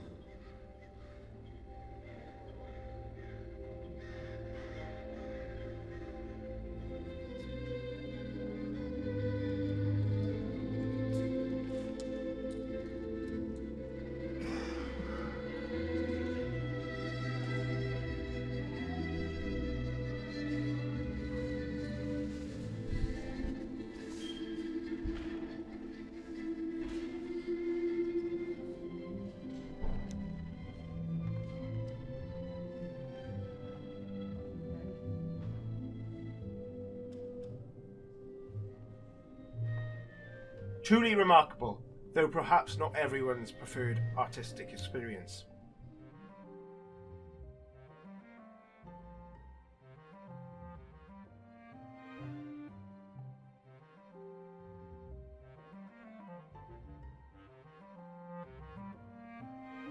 Our final scheduled activity was York Dungeon. Understandably, a no recording zone, so these professional images taken just before we entered will have to suffice.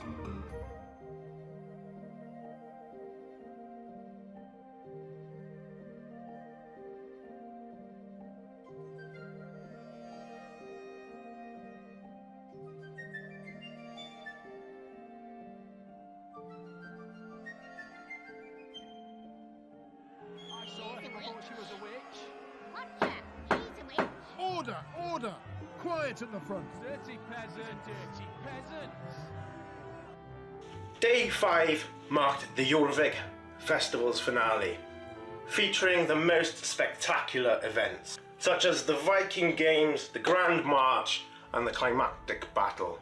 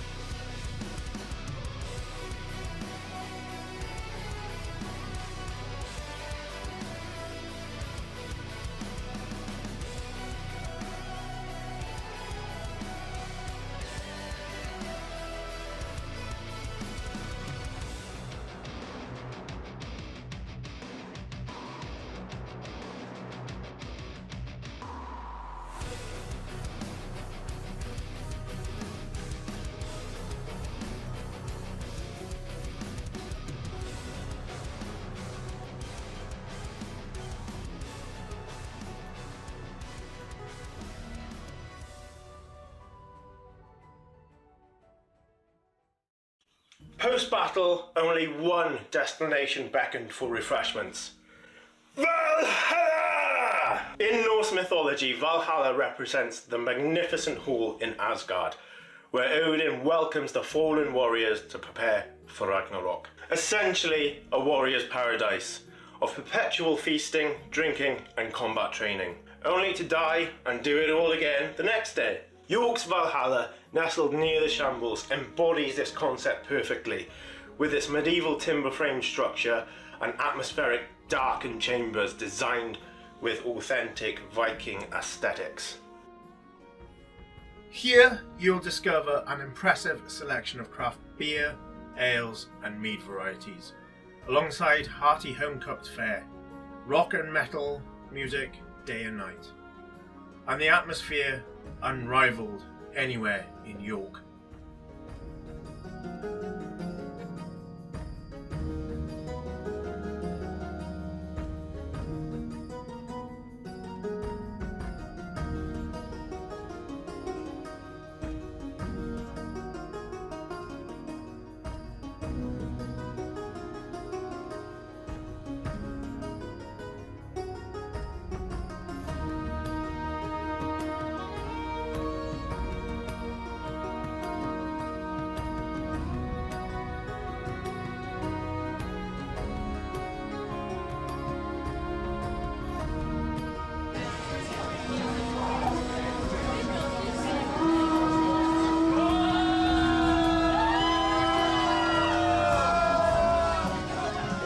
If Valhalla stood closer to home, I'd feast here thrice a day. Lacking that luxury, I savoured every moment of this visit.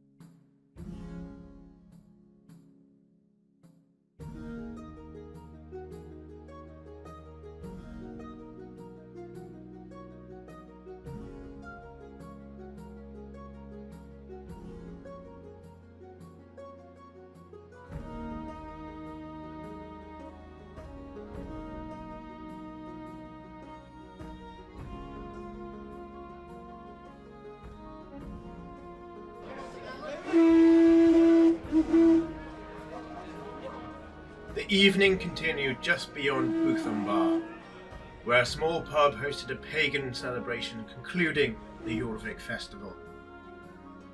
Among several local bands, Call of Fenrir particularly captivated my attention. Though they appear to have limited publicity released music, I highly recommend supporting this promising band. They're definitely worth monitoring for future releases.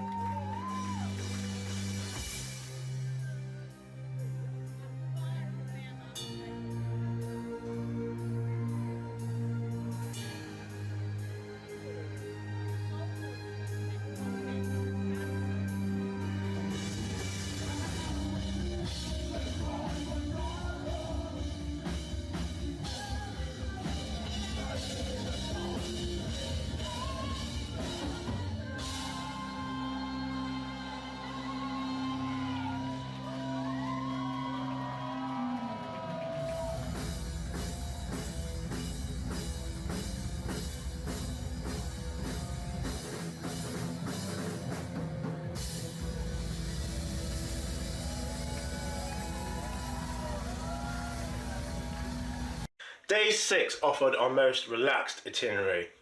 Essentially all we did was crossed off the remaining items on our list, ensuring we'd visited desired shops, purchased souvenirs and discovered any overlooked attractions. Today's unexpected highlight, a charming cat cafe. Requiring advanced bookings for time slots, this delightful establishment offers tea and cake while surrounded by furry feline companions.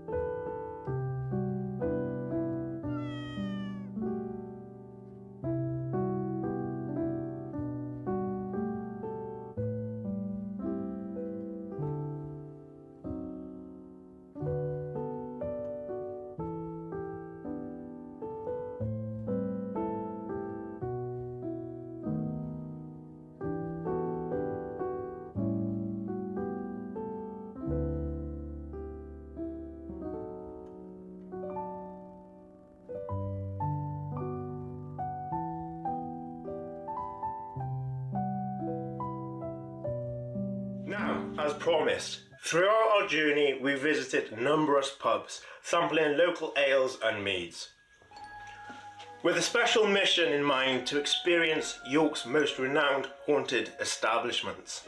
Our ratings consider presentation, commitment to the paranormal atmosphere, and general ambience, while acknowledging that the weekend evenings naturally offer a more vibrant experiences than the midweek visits. So, without further delay, our definitive top 10 pubs in York. Starting at number 10, the Three-Legged Mare.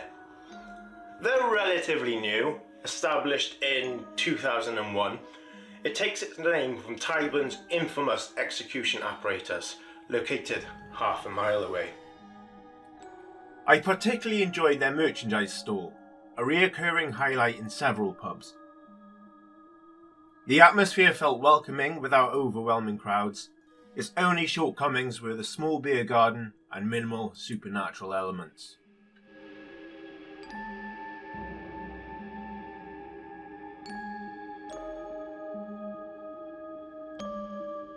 At number 9, the Snickleway Inn. This establishment exuded character inside and out.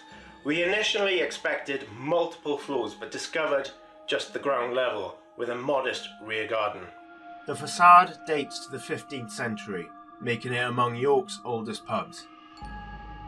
Ghostly residents include Mrs. Tulliver and her cat Seamus, Marmaduke Buckle, a disabled 18th century man who tragically took his own life in one of the upper rooms, and a particularly malevolent spirit dwelling in the cellar, causing havoc in areas accessible only to staff.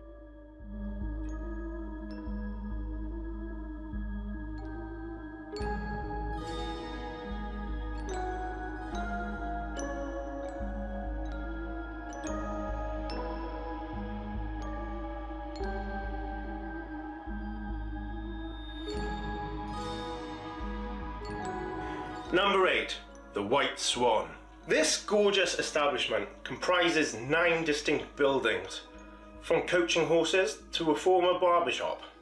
As York's third oldest pub, it combines spectral reputation with traditional fireplaces, creating a welcoming atmosphere.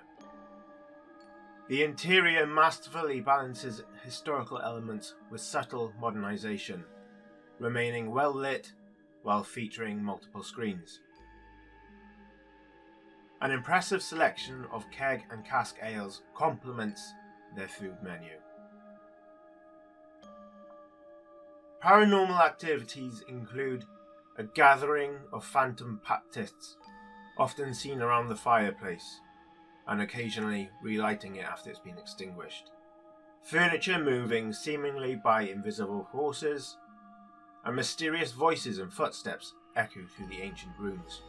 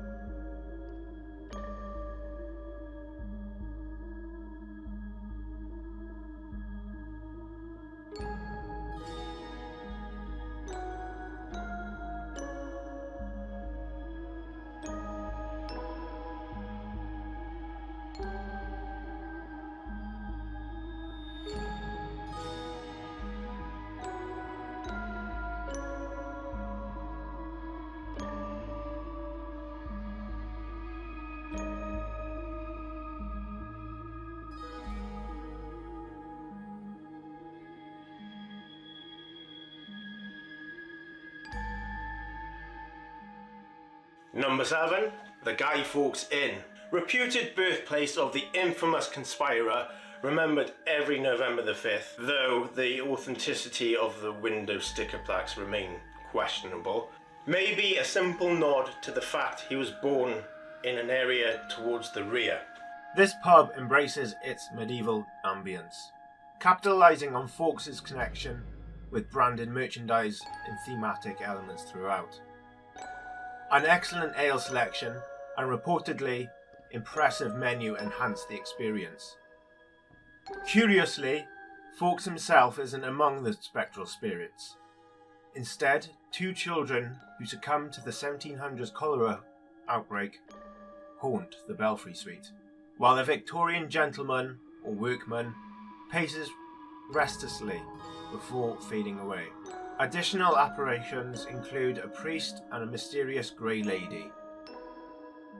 The inn offers accommodation, a potential future adventure for truly the brave.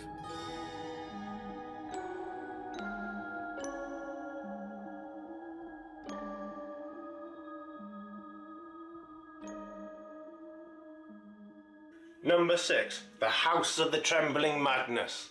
Undoubtedly York's most unusual pub experience. Entering what appears to be a standard corner off licence conceals the true wonder awaiting upstairs.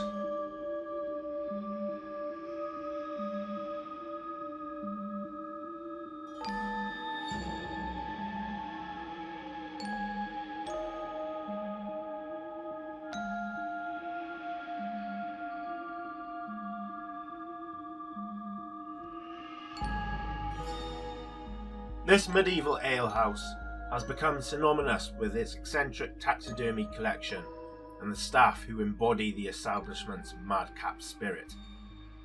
The distinctive decor and extensive drink selection make this an essential viewing, defying conventional description.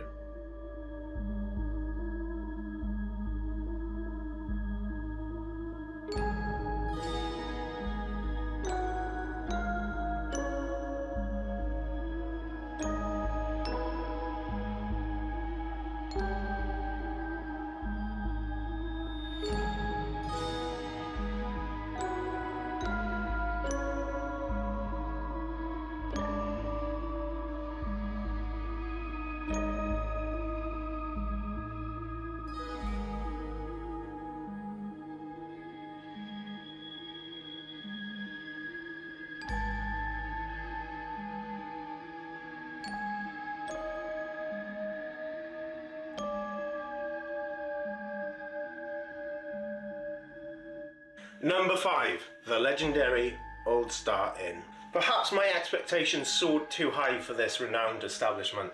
Not that it didn't disappoint, but its formidable reputation created impossibly lofty anticipation.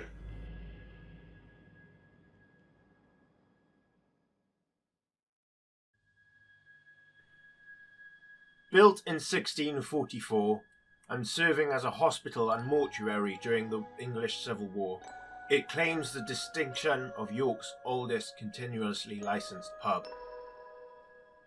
Despite extensive renovations, authenticity remains paramount. Featuring 18th century staircase, 17th century panelling, and 19th century glasswork. Visitors enjoy quality ales while absorbing panoramic views of the city's landmarks, including York Minster.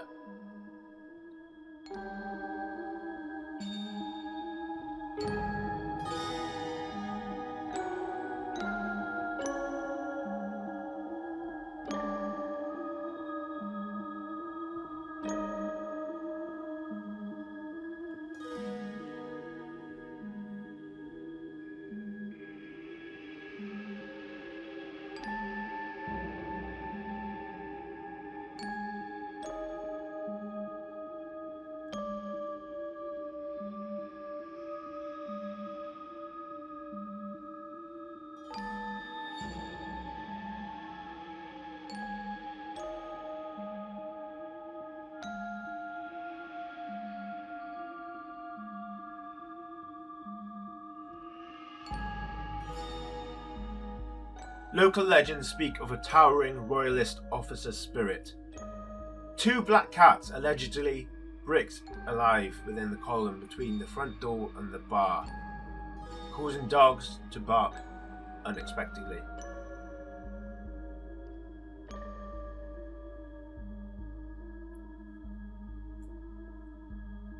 And an elderly lady in black ascending the stairs, visible to only children.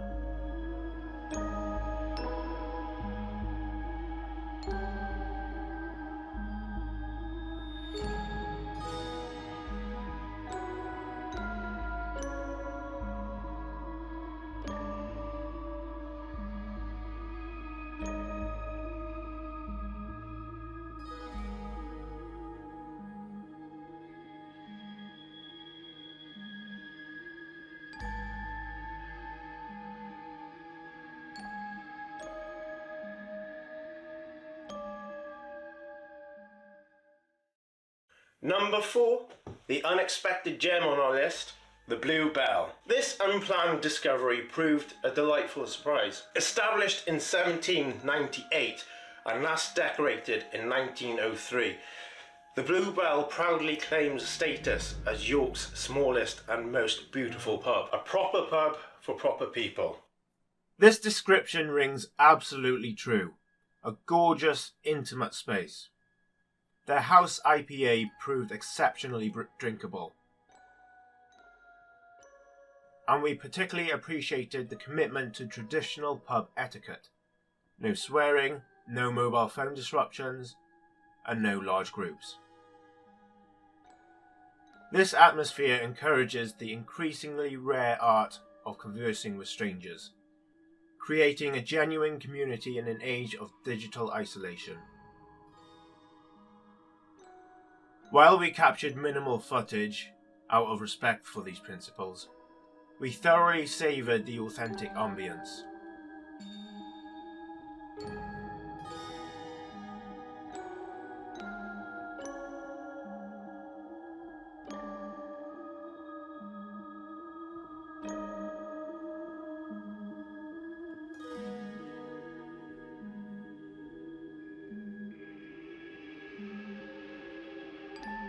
Entering our top 3, bronze goes to the 3 Tons. Though not among York's most publicised establishment, this 300-year-old pub overflows with architectural character. Mind the uneven floors and steps, while taller patrons must duck beneath low beams.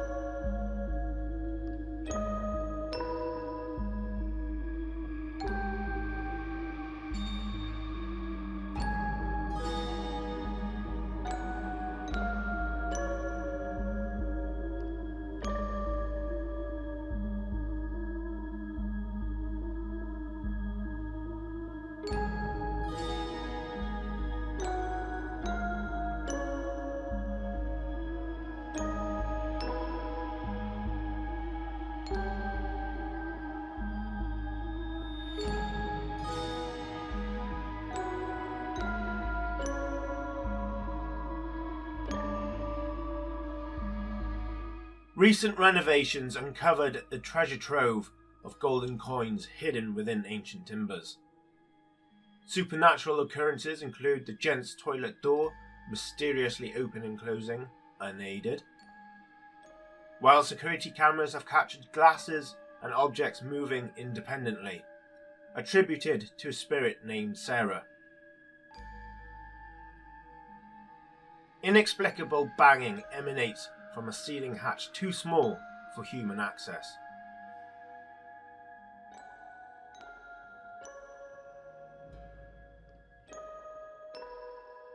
While an elderly phantom gentleman reportedly occupies my very table, smoking his pipe while observing the patrons. This quiet, history-rich pub doesn't rely on paranormal reputation for its appeal, hence its well-deserved third-place ranking.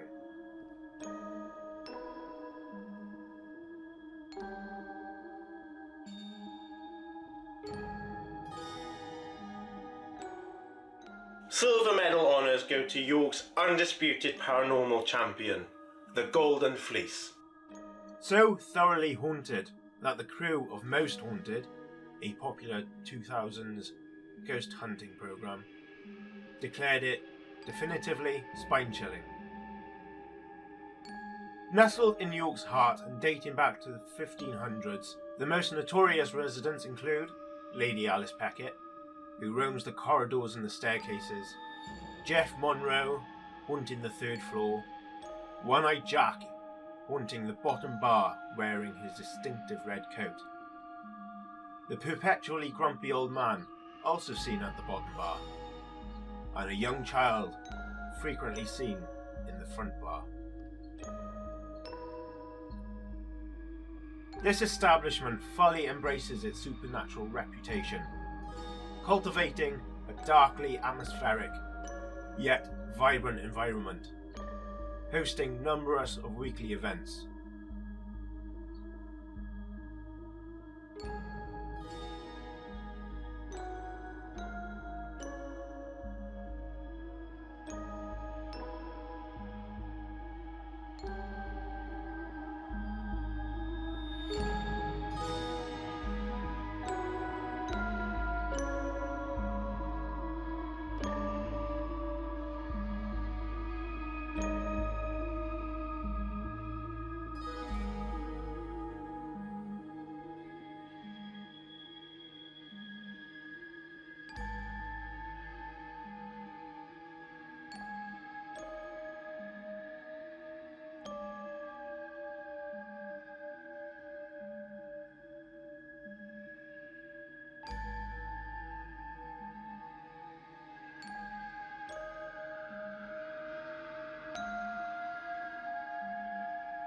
Its unique decor, timeless aesthetics, and spacious rear garden explain its popularity among locals and visitors alike.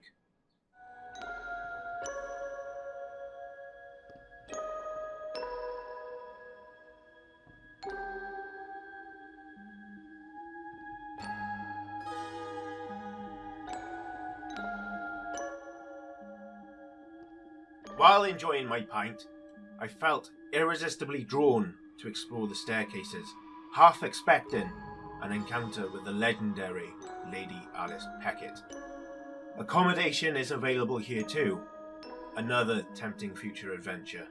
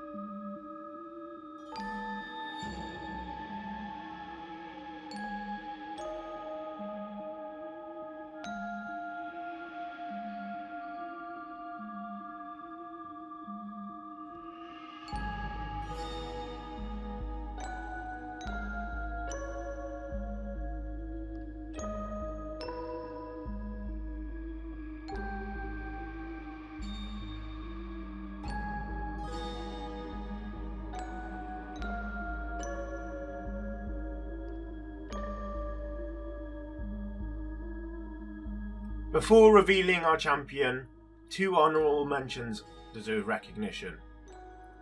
Evil Eye on Stonegate offers exceptional cocktails in elegant surroundings.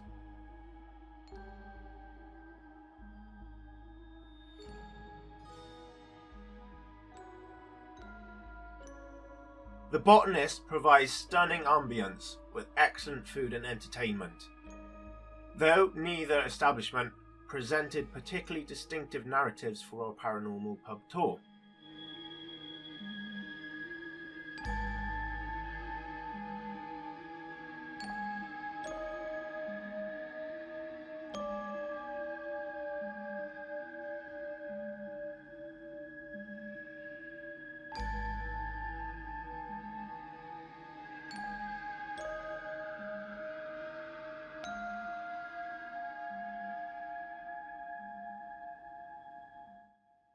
Which brings us to our number one, the Black Swan. Another location offering overnight accommodation, this magnificent 15th century townhouse exudes authentic medieval charm. This characterful pub balances fascinating stories without overwhelming crowds, featuring a lovely sheltered beer garden and numerous other winning qualities, earning its crown to be York's finest drinking establishment, in our opinion. Spectral inhabitants include a gentleman in a bowler hat who waits impatiently at the bar before gradually fading away. Another ghost, a hauntingly beautiful young lady believed to be a jilted bride, stares perpetually into the bar's fireplace. Legend warns that if any man gazes directly in her face, he will die in ecstasy.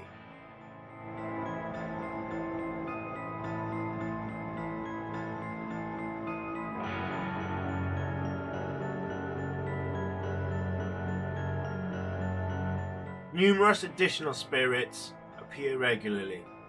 A Victorian clothed boy called Matthew, reportedly a pickpocket. A suspected highwayman named Jack, who appears in the kitchen, which was built over the original stable yard.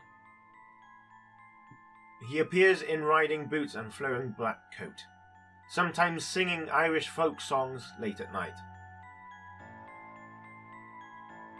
A large black cat confusingly similar to the pub's living feline, Salem, and a disembodied legs ascending the landlord's staircase.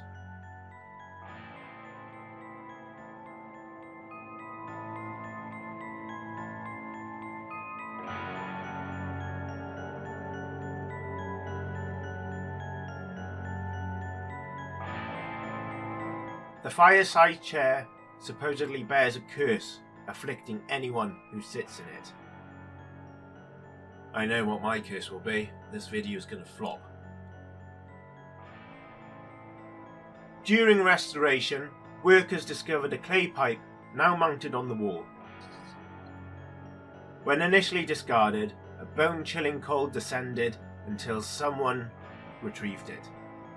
The pipe now remains permanently displayed.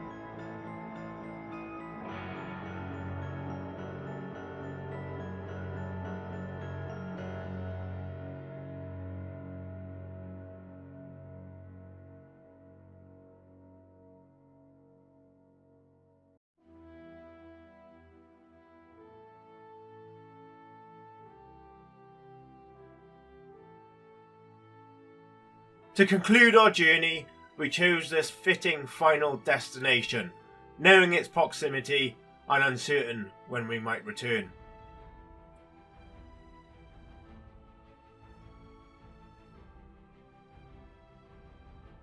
September 25th, 1066. A battle that would change England forever. The Battle of Stamford Bridge.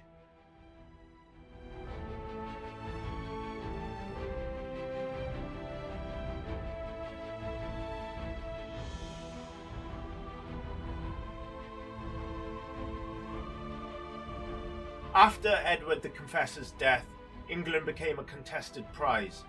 While William of Normandy prepared for southern invasion, another challenger struck from the north. Cast your mind back to the beginning on this video.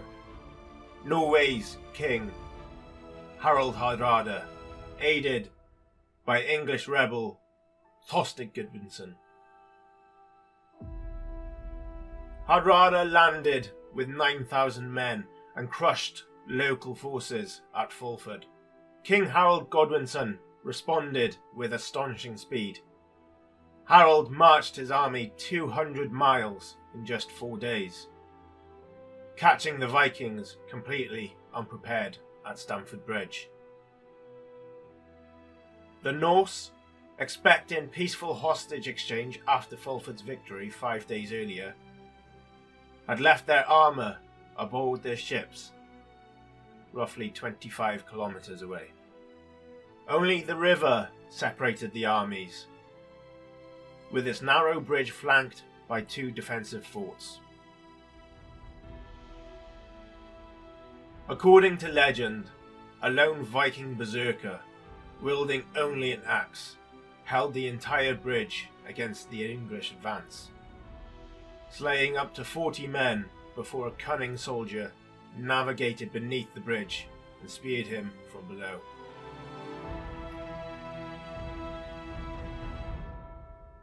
History remembers him simply as the Berserker at Stamford Bridge.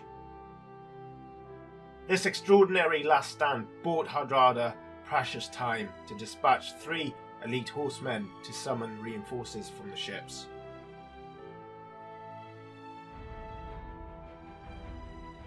The ensuing battle proved brutally one-sided. Outnumbered Norwegians fought valiantly until Hardrada fell, pierced by an arrow to the throat. Tostig soon followed, and the leaderless Vikings faced annihilation. Of 300 ships that arrived with the conquest in mind, merely 24 limped home. The Viking age in England had reached its bloody conclusion. Yet Harold's triumph proved fleeting. Just a few days later, devastating news arrived that William of Normandy was on his way to the southern coast. Exhausted, Harold and his battered army would have to march south immediately for another battle, the Battle of Hastings.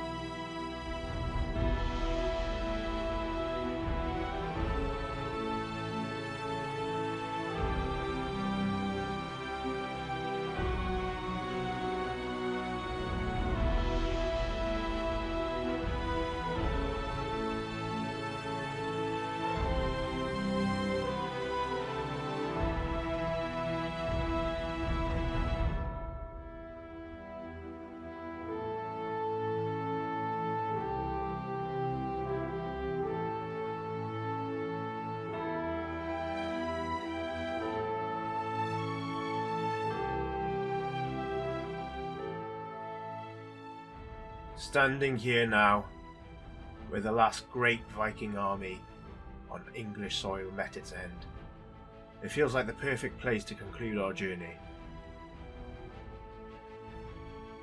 This bridge marked a profound turning point in British history. The end of Viking rule in England. And perhaps, for the first time in nearly 1,000 years, a berserker once again stands on Stamford Bridge.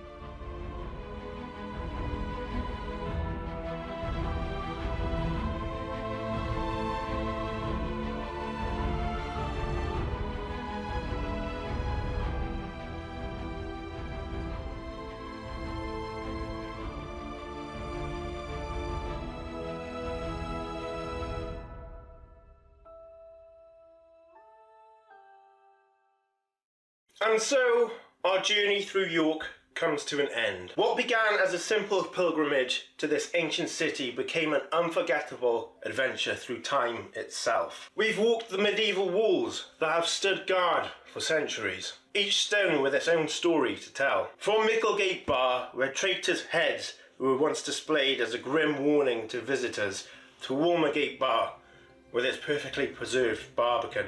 These ancient gateways have welcomed us just as they've welcomed travellers for nearly 1,000 years. The ghostly tales of York have captivated us. Sarah Brocklebank still searching for her father's keys. The Roman soldiers marching through the treasurer's house. And the tragic spirits of the Jewish community at Clifford's Tower. In a city with such layered history, the past never seems too far away. We've immersed ourselves in the Viking heritage at Jorvik Viking Centre, where the sights, sounds and yes, even the smells of 10th century life surrounded us. The archaeological treasures there, from everyday items to that infamous Viking poo, connected us to the Norse settlers who once called this place their home. York Minster stood as our constant companion throughout this journey, its towers reaching towards the heavens, a testament to human ambition and faith. Standing atop its central tower, even in the wind and rain, gave us perspectives of York that few get to witness. The pubs. Oh, the pubs of York. There are more than 250 of them in York, each one a character in this city's ongoing story. From the haunted corners of the Golden Fleece to the cosy historical charm of the Black Swan. We've raised our glasses to York spirits, both alcoholic and supernatural. The Blue Bell taught us that sometimes the smallest places hold the biggest character.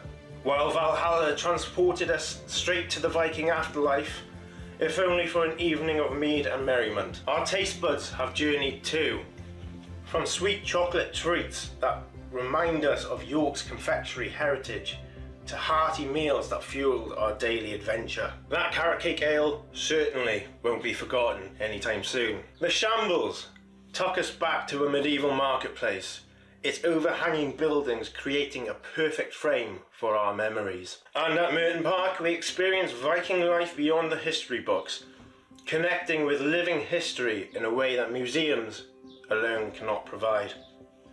But what truly made York special wasn't just the attractions or its ancient stones. It was the people.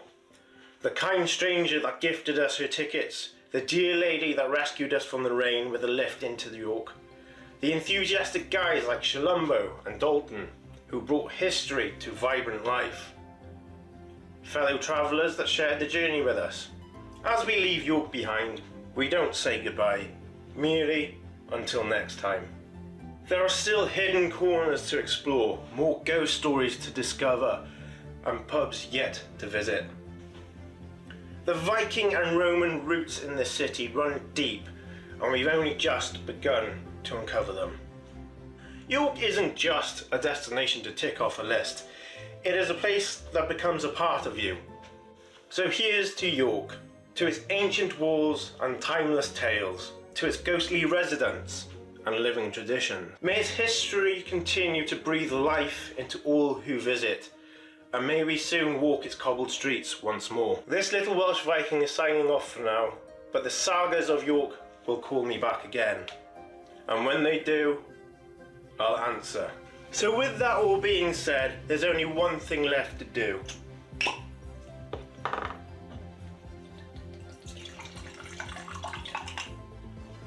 Skull to York, to adventures yet to come, but most importantly, to you, my friends. Until next time, cheers.